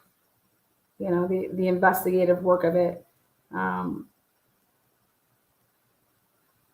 Then I just see that that's unfortunately not what was happening. When you have too many hands in the cookie jar, it's hard to have good investigative work. I don't know what resources were needed that were like so. We need some state-of-the-art stuff that I don't understand. You have a bunch of surveillance in the area. I could see you needing bodies to like look at the stuff, but if you don't have like somebody that really pays good attention, like you could miss something. Like that person could have missed something from watching that video, or so I don't.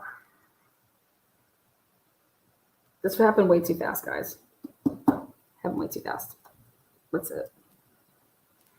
Fast and loose. Thanks to Lana. This was a pro to leave no DNA anywhere.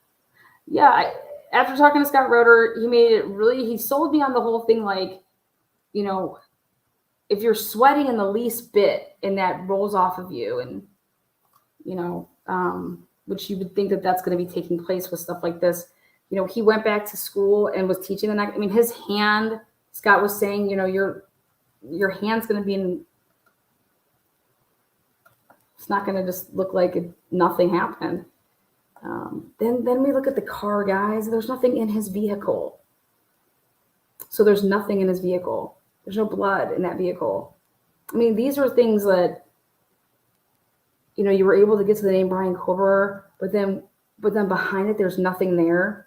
That's what's tough for me, is I would just expect that, all right, great. You got an amazing hit off of IGG, okay? And you're able to, like, totally get to this guy. And then because of it, his car lit up like, you know, like the way that it should, like a cleanup job or this. But even after you go through the extremes of however the hell you got to his name, then there was still no substance behind that. And I don't know how anybody can literally, like, I think that mainstream media needs to just be quiet. Be quiet, man. Or cover it fairly. But saying that Brian Kober was following any of these kids on Instagram is a fucking flat out lie. That is a lie. That is a lie. How Court TV could put that up on the side. Where are you getting this from? Why would Brian follow anybody that's public? Would you follow somebody that's public if you're stalking somebody? You can see whatever because they're public. They're not private. Then you look at the dates and the timestamps of when, and you have two different ones because somebody went ahead and they recorded and they screen recorded going through everything.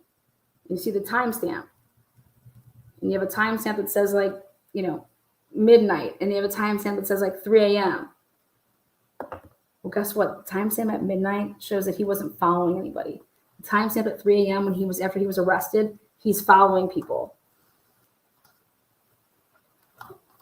Come on now. That's the account that we're talking about. And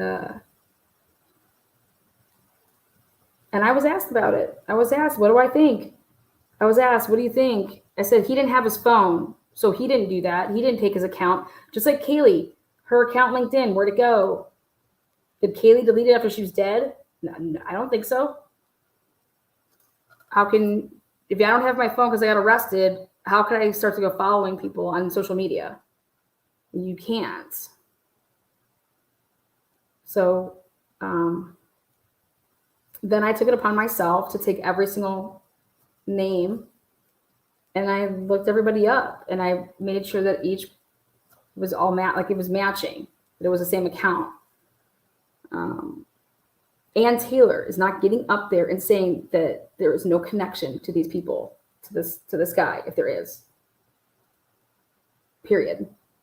Ann Taylor's not risking her career for who? For Brian Kober? No. You don't need to do that. No defense attorney is in it to get off murderers. They're going to defend your rights, okay? They're going to defend your rights. They're not going to go and lie for you. You know what I mean? Just, why? Why? He's not paying her. Why would I lie for you? I'm not lying for you. I'm not lying for anybody. You know, and so, but at the end of the day, you would think that, okay, you got a gift from God. All right, woo! Thank God that shitty ass, you know, however you guys got the tip, awesome. We got this guy. Oh my God, it matches. The DNA, holy shit, it matches. Oh my God, then we go and search everything and there's nothing there. And especially in the car. And that's a problem for me. So, and I think that's going to be a problem for a lot of jurors, especially if they don't get I don't believe the DNA is making it in. And I don't see how you can. And I think that even if it does, I think that's even more problematic. It's almost like you don't want it to get in. Because then you're going to have to explain some things. you're going to have to explain things like, well, why was it on your body cam? There's just the way that you can maneuver and how you would ask questions. It's like, all right, well, if you're going to let it in, then we're going to make it look like it was planted. I think it creates more problems for the prosecution, in my opinion. So then when you take out the DNA, then what do you have? You have the car. Well, that's circumstantial. You have what? Nobody knows him. Nobody's hung out with him. Then you have cast that you're like, this isn't GPS.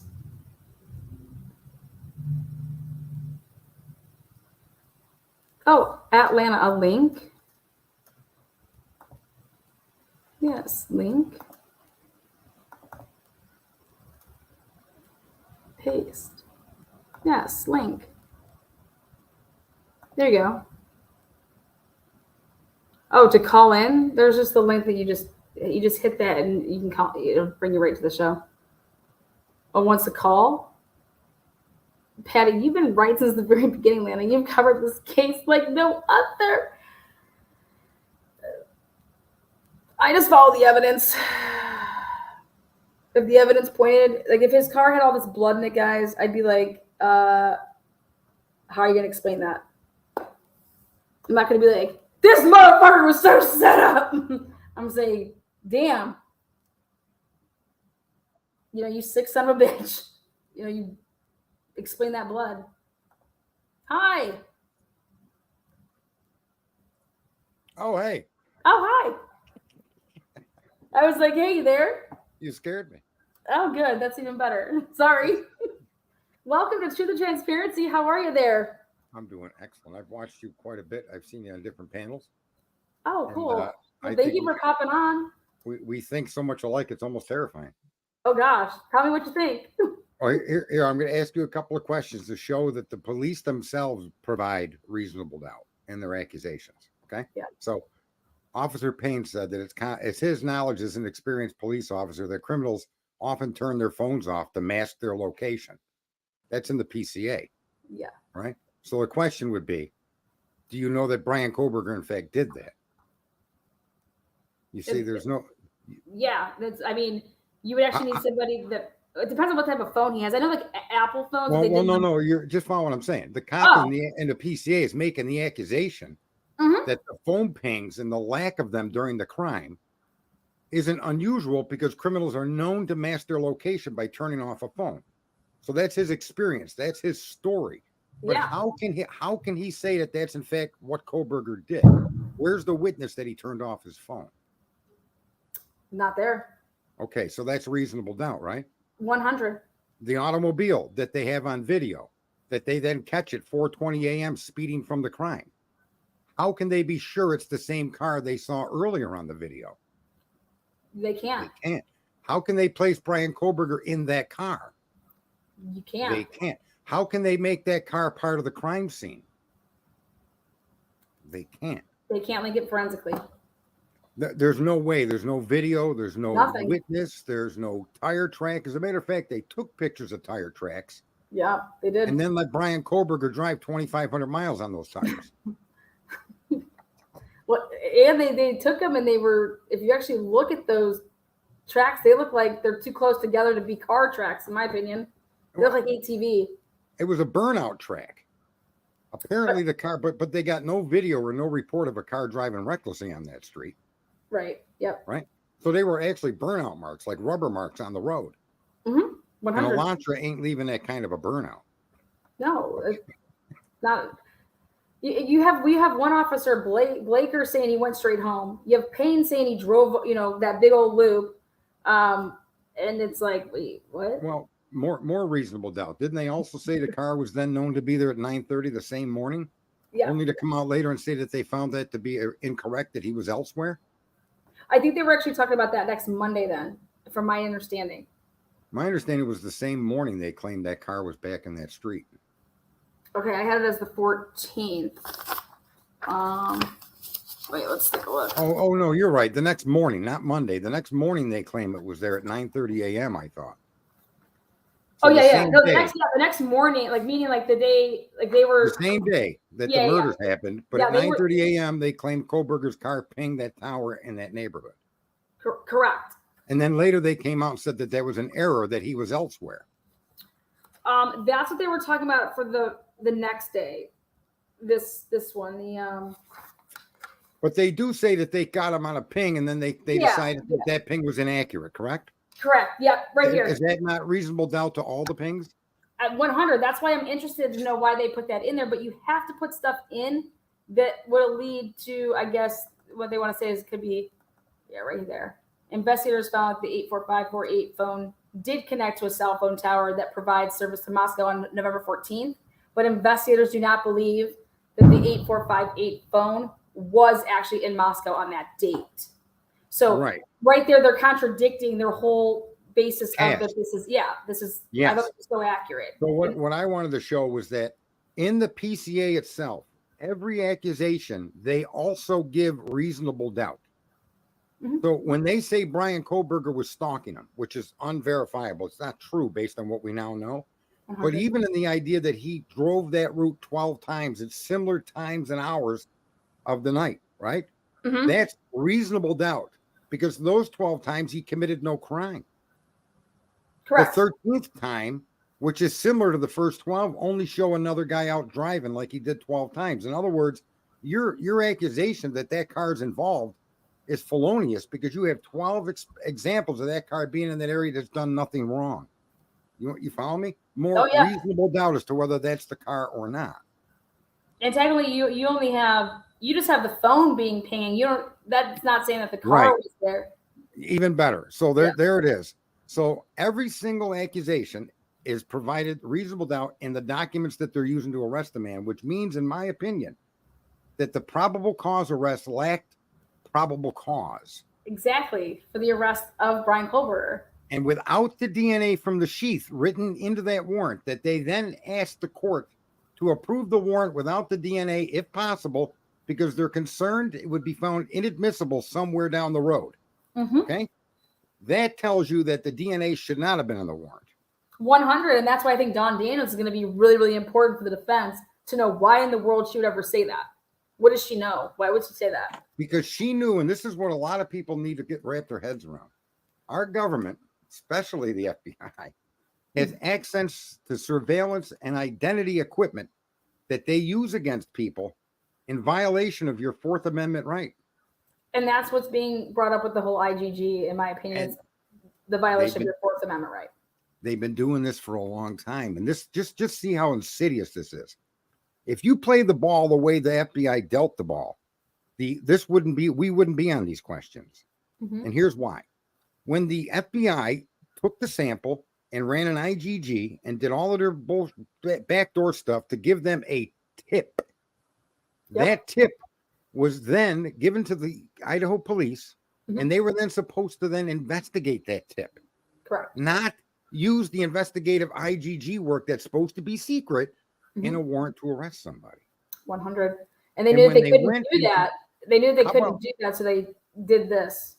So here's what would happen, folks. If the Idaho police played ball based on, like you and I, we can add 1 and 1, right, Lana? Yeah, all that. Apparently Idaho can't. When they signed an NDA and were told not to use this for anything more than a tip. If they would have done that, we would have never known that the FBI was doing this to people. You follow me? Well, here's what should have happened, because you've said this too. They get the tip. They think it's Brian Koberger. They should have went to his car, his lab, his office, his apartment, his door handles. They could have approached him surreptitiously and picked up a pop bottle that he drank from. And they were supposed to investigate Brian Koberger on a tip. Why do you think they didn't? Why didn't they just go and talk to him? Here's the deal. We all know that they went and they got his dad's DNA. The dad's DNA is a problem because it falls under IGG work that they weren't supposed to disclose. You see? Yeah, that was another. Like when they would have come across his vehicle on 11/29. Okay, your simple investigative work just by finding that car. If you're trying to get in touch with anybody that has that type of a vehicle, then so this is for me. when they put in here, what I truly believe now, because I think this will answer a lot of people's questions. I don't believe that they just came across Brian Kohlberger's word when they do this. They did this. Oh, we came across this on that day. They're just writing this in here, but I believe that multiple white Elantras were turned in. They just had to put this in to say that this is how we can say that we came across that car. But I believe that they came across multiple white Hyundai Elantras on this day from that campus. But they're making it seem like these two officers just came across him. They came across multiple people, in my opinion. I almost think that they used the cell phone information, accurate or not, as a way to whittle it down to Mr. Kohlberger. Mm-hmm. Yeah, but since they couldn't do that, since they were trying to figure out a way to go all around, having any not go around it. Here's what I think they did, Lon. I think that they downloaded all the information from the cell phone tower, and they took all those phone numbers that were available for that area, and then they started going through them. And they came across one phone number that happened to be in that area at 3-4 o'clock in the morning, 12 times prior. So they looked at that person and ended up being Brian Kohlberger in a white Elantra. I think that they may have used that as a way to discover Mr. Kohlberger. It's possible. I think that would end up being dead end for me. I don't think they're complete idiots. I think that there's a reason why they got on. I think they're. After I did the Moore Drake thing and I saw what the hell they did with that, I said, "Holy shit!" The Idaho State, the same people that did this case, this Dr. Drake and Dr. Moore case, they flat out knew that this guy didn't do it, and they went ahead and framed him. And I think this is happening here, where they actually found somebody that they thought, for good or bad, that was involved, and then they built the case around them. You see, that's what they did with that doctor, isn't it? Yeah, but for me, the how long it took, it was so quick that you're not even being able to investigate. It takes police work to do this stuff, to look through these videos, and I believe that they were talking about their damn own hybrid when they want to talk about that over there in Indian Hills. That's exactly where that hybrid was. There's 5 vehicles there's 5 different manufacturers and 6 vehicles that mimic the Elantra in a profile. Mimic it. You couldn't tell them apart in the videos that we saw from Linda Lane. I could have put what do they drive there? I forget what the name of the car is the cops drive there. It's a Ford. I think it's like a Ford Focus, isn't it? The new Focus, yeah, right. You couldn't, the Sonata wouldn't be identifiable as a different vehicle. Honda makes a car that wouldn't be identifiable from a profile like that as being different than an Elantra. Yeah. These cars are all copycats. Body lines and everything. Mm-hmm. The differences are in the front nose and in the rear taillight assemblies. That's it. And even in those, they're very similar. So, but what I was going to say about the dad and the IgG. Okay, so let's say that they took the dad's IgG and they matched it to what they had found in a family tree. Even at that point, they weren't supposed to arrest Kohlberger. That confirmed their tip as most likely being Kohlberger. They should have then started to investigate Brian and not sought a probable cause arrest warrant. They jumped right to the warrant instead of taking they had confirmation. So let's say everything they did was fair and it was above board, and they get the dad's DNA and they say, "Oh, this guy is probably his kid." So they shouldn't have then used that information to arrest the kid. They should have used it and brought him in and questioned him. Tested it against the knife sheath DNA, and then if it matched, provided an arrest. Yeah, that's what I was saying earlier. That the part that they're leaving out is that they tested the DNA from the trash, and it's actually not a match to the sheet. Right. But it did reinforce their tip. If all things were being done properly, let's just pretend that that's what happened here, even though we know it didn't. So let's pretend all the IgG work and everything was done completely properly. And they grabbed the trash and it only showed the dad's that didn't match the sheath, but it matched the tree. Right. So that was fair. So then they should have went after Brian in a more stereotypical way. They should have got a pop bottle, a door handle. They should have went to his lab, talked to the teachers, got a swab of his desk, got access to his office, and then confirmed his DNA to the knife sheath DNA. And they didn't do that investigation. They only did that after they arrested him. And I think that'll make that information inadmissible in a court of law because they based it off IgG work, the arrest warrant. They didn't base it off evidence that proved Brian Kohlberger most likely committed the crime. Yep. And I think for me with this case too, it was when you follow a case from the beginning until the end, totally see how important a judge is. They're the referee. This judge is going to decide whether stuff gets in, stuff doesn't get in, what can happen, what can't happen. And I think that when you want to talk about how a case is affected, all of this stuff that's happening right now, this is so important because this is your playing field. What type of deck, is going to be there? Is it going to be stacked against Kohlberger? Is it going to be stacked for Kohlberger? Is it fair? Is it, what is it? And I think that when you follow a case from start to finish, you totally get to see the impact. The judge is the impact in the beginning of a case, in my opinion. And then when people are making objections and you're doing like you're direct and you're cross. Can I explain what a judge is and objections are? Sure. In my opinion. Okay. Yeah. Just so a lot of people don't know this, but a judge's sole job is to prevent the government from crossing the boundaries of the Constitution. See, the Constitution isn't a set of rights that you were given. The Constitution are limits the government cannot cross in its interactions with you. It shall not infringe upon your right to speech. It shall not prevent the right to bear arms. Okay? It shall not infringe upon your right to privacy and protection within your home and other areas. See, these are limits the government has. Mm-hmm. They're not your rights. So what a judge's job is to define where the government has to stop in its pursuit of a prosecution or justice. Mm-hmm. There's a limit that they cannot trample your right to privacy. And that's what you're seeing happen with the IGG work. It isn't so much that Brian's right to privacy it was all of the people that didn't authorize them. It's all of our privacy. DNA, you see? And yeah. it's in this limit that a judge is supposed to say, sorry, Mr. Government, but you guys exceeded your boundary. And the other thing is a motion is an argument against the constitutionality of what the government is doing. That's all it is. And the judge's job is to rule. Has the government overstepped its bounds and crossed that China wall between you and the government? Because that's really what's there. That's what your Constitution is. Think of it as a paper Great Wall of China. The government shall not cross. And if it does, the judge has to side with you. Does that make sense? Oh, I preach it, because that's what it's all about for me. It's about what our rights are, and you can't go around just violating people's rights. If you wrong one man, you wrong us all.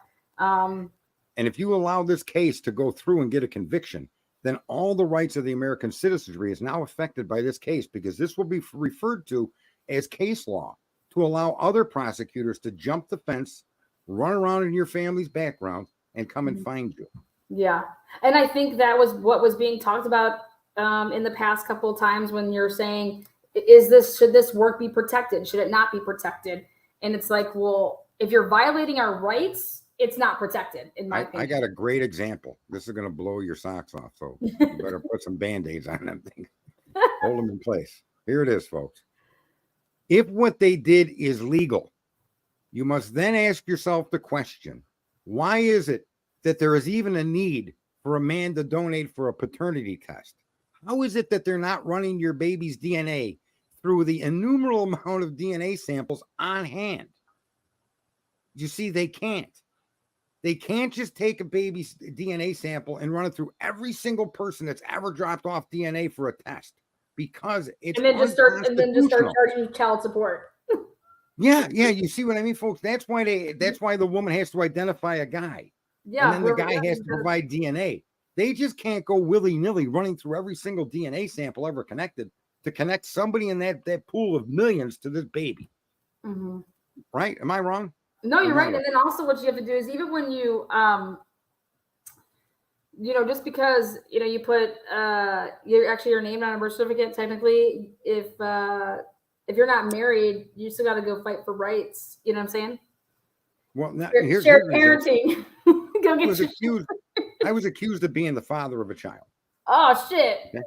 Is that a fun Friday? Can I tell you what I said to the judge and he almost held me in contempt? Oh, shit. You want to hear it? Yeah. You might not want to. Oh, no, I'm here for it. I'm pregame for the Browns. Give me something With your permission, here's what I said to the judge. I said, Your Honor, this absolutely cannot be my child. And he goes, what makes you so sure? And I said, stomach acid prevents pregnancy. Yes. Jeez. A lot of people got to think about that. It hits them later when they digest that statement. This judge got so mad at me for saying that because he made me to explain it. And when I explained it, I didn't use such eloquent words, right? You are the father. Did you have Yeah. to take a paternity test? I did, but here's the point I wanted to make. And it wasn't my child because I was correct when I Thank said God. it definitely wasn't my child. I do have a Actually, little daughter. that sucks because you'd be probably a good dad. You know, you got a good head on your shoulders. I do. I have a 23-year-old daughter in law school. Oh, see, there you go. Yeah. But here's the thing. Tell her My to come point on the was, show. She could tell us what she thinks about the law. when they did the paternity test for me, they didn't take the results of the test and tell me I wasn't the father, and then take what they had and try to match it to anybody in their database. They can't do that. Yeah, I mean, That's the point I'm trying to make. It's a very good point because that's the point that I think people aren't getting, that when the test results came back and Brian Koberger's his dad's DNA was tested against the sheath, all that comes back is it's not a match. You get what I'm saying? Like, right, you're right. that's all that happens. So where's the next step? How are you going to go ahead and say, but there's no lab that says we tested this, but guess what? It wasn't a match, so we decided to tried to do a paternity test. Okay. Right. That's not what happens. That's not what happens. Let me drive another nail in their coffin. Why do you think there's CODIS, folks? Why do you think that exists? It exists specifically because the government has no right to cross your privacy boundaries and look at your DNA in a general database. Period. End of story. So the reason they collect CODIS is so that people that commit felonies or serious crimes are registered in a database so that they can be compared willy-nilly to the sample you got. If you got 10 million guys in CODIS and 5 million women, you could drop any DNA sample in there and check it. However, you cannot do that at 23andMe, 123, ABC, whoever these other companies are. You cannot take that DNA sample and run it through their systems. Yeah, because most of those users are protected. Think about right when you're born. Why don't hospitals just take our DNA and put it in the database?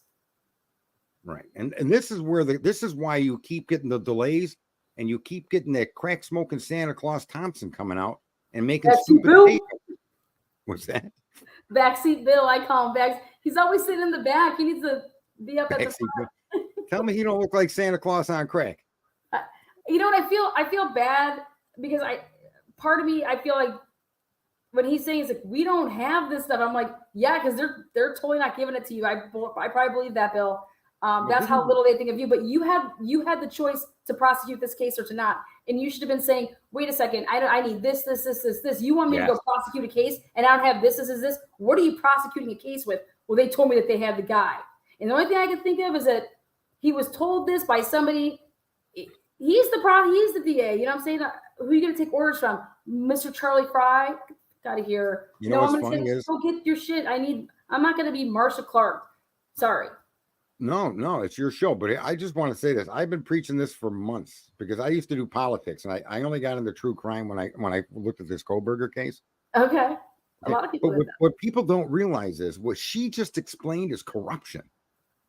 When you're hired to do a job, and that job affects the lives of the American citizen, there is no shortcut. There is no signing a warrant because the cop's got a great smile. Okay. There is no moving forward with a prosecution with all your ducks in a row. There is no arrest warrant issued. See, that's in violation. You're crossing the line, government. So when you do your job in a way that's less than correct, that's corrupt. And it happens all the freaking time all over the country. But think about this. They went ahead and they did all this, and then still they get his car. There's nothing in that car. There's nothing connecting him. There's nothing. You guys did all this, and then you thought you would have, everyone's not going to care because his car's going to light up like a light bulb. You know what I mean? Well, guess what? Whoever your genealogist maybe was, fuck the dog. Oh boy. They messed up. They messed up. Or you guys planted evidence against the wrong person. I'm blaming you for this. You ready? What do you call a dog with no legs? A tripod. I don't know. No, you don't call him anything. He ain't coming anyhow. All right, Sarge, you're the best. I'm going to let Kelly up here, and then I get to go watch the Browns game. All right, cool. All right.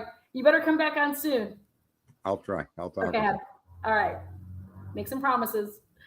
What's up, Kelly? Hi. Oh my goodness, I'm so excited. I've been wanting to meet you forever. You are amazing and you are my idol. I just have to say that before anything else. And I am a goofball, and that's why I'm calling, because I'm not quite sure about the DNA thing. So they had access to his DNA in the trash, right? Well, his I mean, wasn't in the trash. he would have thrown things away that had his DNA on it, correct, in Pennsylvania? Yeah, they were trying to say that he was separating his, so he didn't. They were trying to say that no, they didn't have any DNA of his in that trash. Just so you know. How do they not have any of his DNA in there? Because they said that he was separating his DNA trash with gloves. And he didn't have any DNA on anything he ate or touched before it went into those bags? Correct, according to them. Because because today when you said that about it matching, I don't know if you read my comment or not, but about it being a match to the father's DNA, I was like, oh my God, I never thought about that before, that they never said it was a match to his DNA, and they've had plenty of access to his DNA. That's right. Am I understanding this or am I not understanding this? Well, they were there, so I don't know if what they thought, they were like, okay, here, we'll go ahead and we'll snatch up the trash. And out of some of these pieces, there's got to be his DNA, you know, but when they tested it, it came back as obviously a no, but then somehow along the line, they went ahead and had to do some type of a paternity test so that they could talk about that, the DNA that we have when compared to the sheath of that, and when you do like a paternity test, that's how you would get that type of talk. What they put. Well, that sounds like they're just trying to avoid the fact that his DNA didn't match. Yeah, like what normally would happen is you send that to the lab, and the lab, you're saying, here, run this and see if it's a match. You don't say, hey, this is the dad of the DNA that we think exactly. That we gave you. That's not what you do. And I never thought of that before. Yeah, so I never thought of that. There's a step missing, and the step is it would have come back as not a match. Then you would have had to say to yourself, well, let's run a paternity test. And so when you ran a paternity test, then you're going to get it's. But that's not. I mean, that's not what the lab is going to do. The lab is just you have these samples. My phone keeps cutting out. Sorry. I was driving around trying to get a good signal. I didn't hear you, but I can listen to it later. Oh no, you're good. Sorry. I can listen to what you said later. Sorry. Can you hear me? Oh yeah, you're good. No, I can hear you. Can you hear me? You can hear me? Yeah. Okay, I'm sorry, because it was cutting out on me, so I can't hear everything you're saying, but I'll listen to it later. Okay. I'm sorry. No, I'll let you go and keep talking about your stuff. I have a question. So can you hear me? Yes, I can now. Okay, my question is did you watch the 48 hours? What? Say it again. Did you watch 48 hours? I watched some of it, yes. Okay. I'm always watching bits and pieces because I'm, like everybody else, busy life. But I try to, even if I can't watch your stuff, I make it play through. So you'll get, something from it. Oh, good. Look out. Look it out. Well, I was just going to ask you what you thought about it. So just curious. You think Brian Koberger did it? Oh, no, I don't at all. If you're on the jury, I don't at all. And that's my thing is if this whole DNA thing is just a freaking nightmare. I mean, why is he in jail still? I don't understand this. They have nothing on the guy, nothing. I'm so angry. I'm sorry. I'm yelling. I'm shouting. All these people around me are going to come out of their houses. Sorry. I think what's really unfortunate. No, they have nothing on him. Yeah. You're supposed to wait until you have everything before you arrest somebody. That's the whole point of an investigation, in my opinion. It's doing that again where it's breaking up. Okay. Well, wait, I think I got you again. Sorry. No, you're go ahead. Sorry. I'm saying that you do your investigation and go and collect all this stuff, and then when you get it all, you get it all. And because what would have happened is when if you don't arrest him yet and you get into his car because hey, we have a search warrant to check this because. You know what? I'm going to interrupt you for a minute. I'm sorry. Can I turn my camera off? Because that might make it stop doing this. Because when I zoomed, when I was teaching, this happened all the time. Can I turn my camera off? Mm-hmm. Thank you. You're Okay. welcome. There we go. That's better. Oh, good. So Sorry. So what were you saying? My issue is that you would just wait till you got it all and then you would arrest him. Meaning what I mean by that is you would run, when you got through his car and you saw, oh God, and like, none of this is, there's no blood in here. There's no, they took that car apart. There's nothing there. There's nothing in his apartment. There's nothing. So you would do all those search warrants before you would arrest him. Absolutely. That's my problem. Absolutely. That's all. And now that there's nothing, I mean, I don't understand why he's still in jail. I really do not understand it. I don't and this whole DNA thing. Thinks that he's so guilty yet. I mean, he may be guilty, but because they watch mainstream media. They watch mainstream media, and that's all mainstream media says is that he's guilty, but he's not. He's not. He did not do this. It is so clear. And, I said this yesterday. Oh, wait, I think that was your 48 hours. No, it was the Kaylee making $100,000 a year. But I said it yesterday because you said something that made me go, well, it obviously, whoever this FBI person is, which maybe it's his neighbor. I think you said that there's an FBI agent that's his neighbor across the street or something like that. But whoever that FBI agent is, they clearly know something about the sheath and the DNA on that and who knows even whose DNA that is. That's so confusing to me. But I think whoever reported or gave him their name, he knows or she knows something about this whole setup. Yeah, I just, woo. I mean, that's my thought. Because why else would they give him his name? Oh, you mean, well, the name Brian Kohlberger came from the IGG tree tip. But I thought it came from FBI.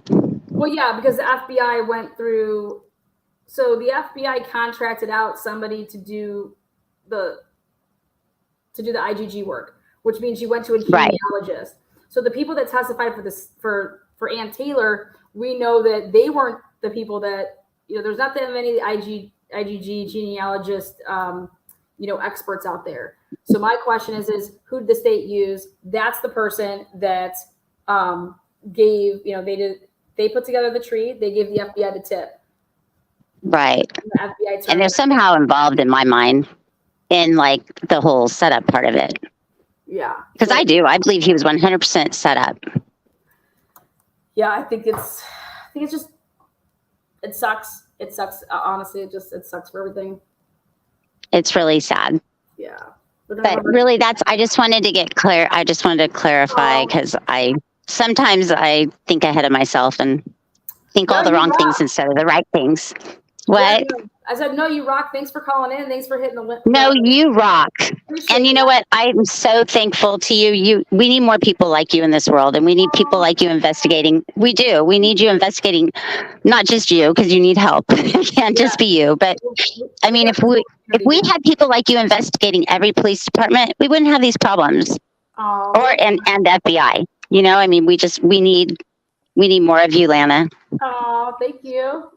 And you need more breaks. Yeah, no, you're wonderful. You're amazing. You are. Oh, thank you for everything you do for us. Oh, thank you. Well, hopefully you hit the link again there, Kelly. Appreciate you. Okay, well, thank you. Have a good night. Okay, you too. Okay, bye. Another great caller. What is that, Mama? Last one. So I can go watch the Hi. Hi, honey. How are you? Oh, nervous now that I'm on here. Oh, shit. I made little notes about questions that I had. Oh, what questions? With the 3 unidentified DNA that they have found, they're stating it's male, but how can they determine it's male if they haven't tested it? They tested it. They just didn't do anything with it. They ran it through the lab and it came back as unidentified male DNA. And they're just not going to, they just haven't done anything else with it? Actually, I'll double check on that, but I just know that they didn't, from my understanding, and I believe that was the whole thing with Anna saying well, what came about this? Because you guys were tracking down people to match up these other DNAs. You just got to these 2 and you're just well, we can't, you couldn't find anybody to match these. You don't think that's important? Did you guys give this to the FBI to to perform trees on these. You know what I mean? Well, I understand what you're saying. I guess I don't understand their doings. Yeah, no, that's or lack thereof.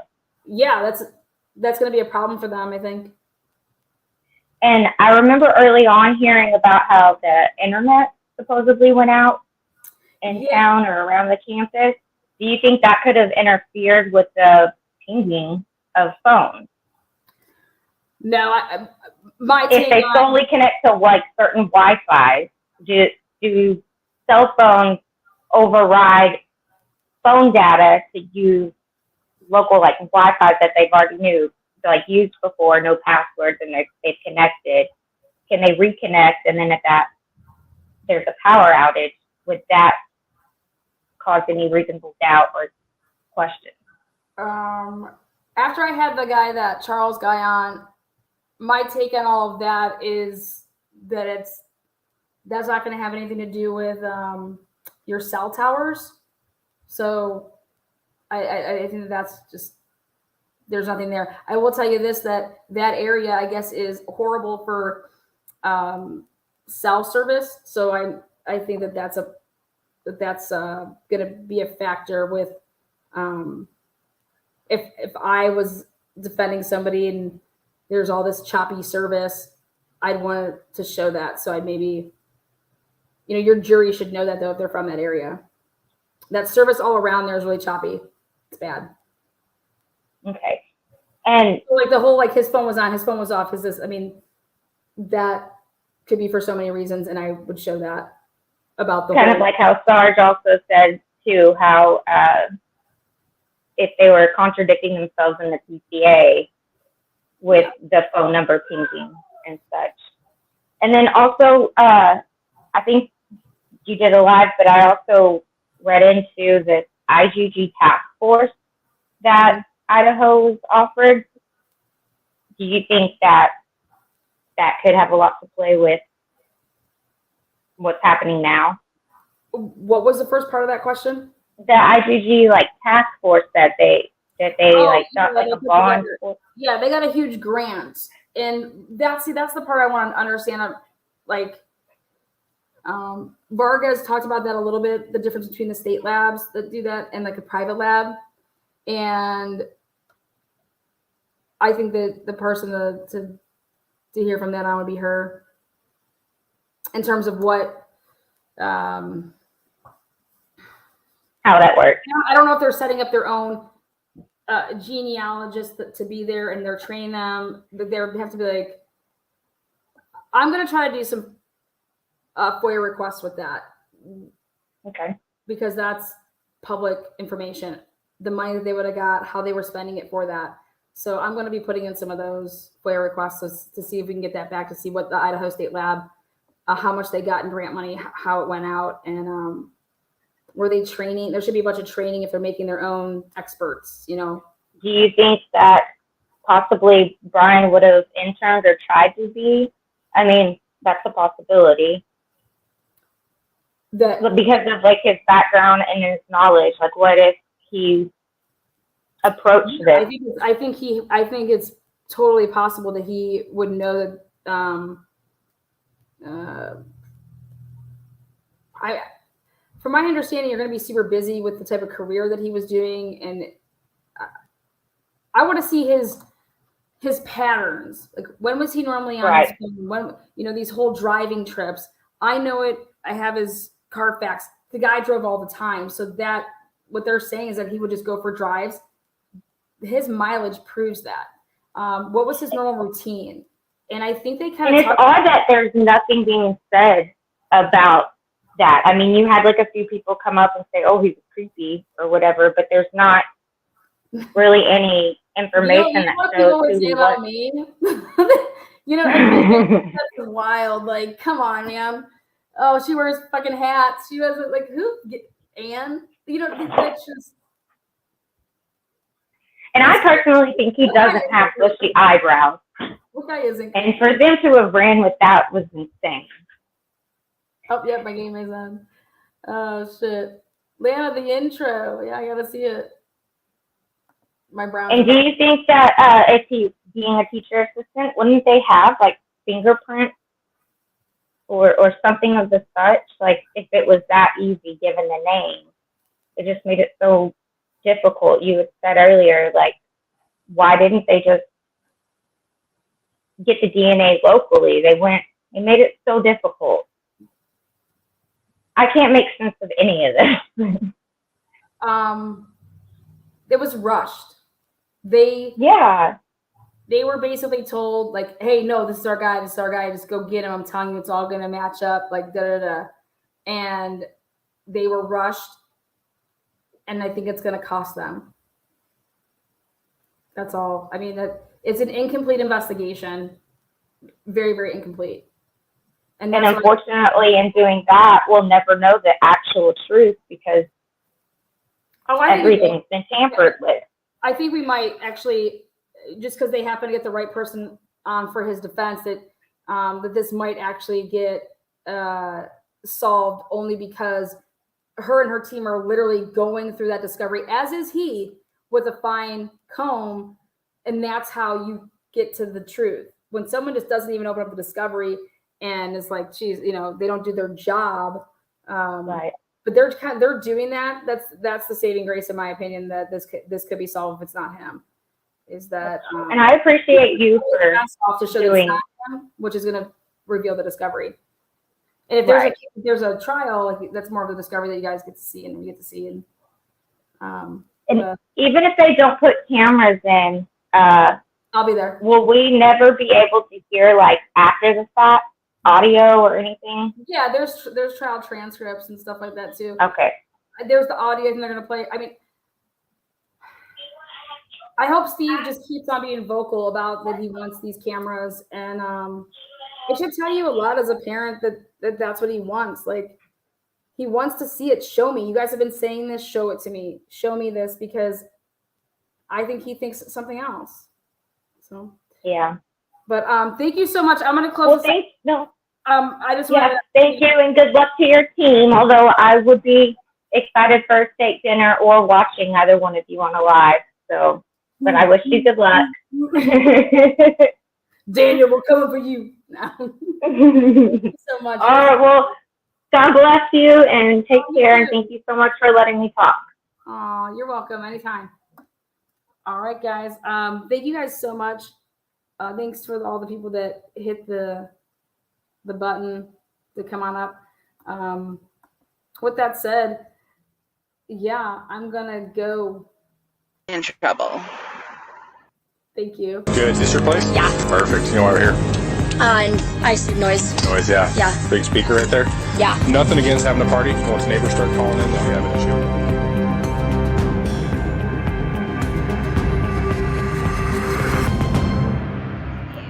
Brains, and like if you need a lot of brains, you're gonna be in trouble. Woo-wee, Raboo. See you guys later. Peace out, Girl Scouts. Deuces.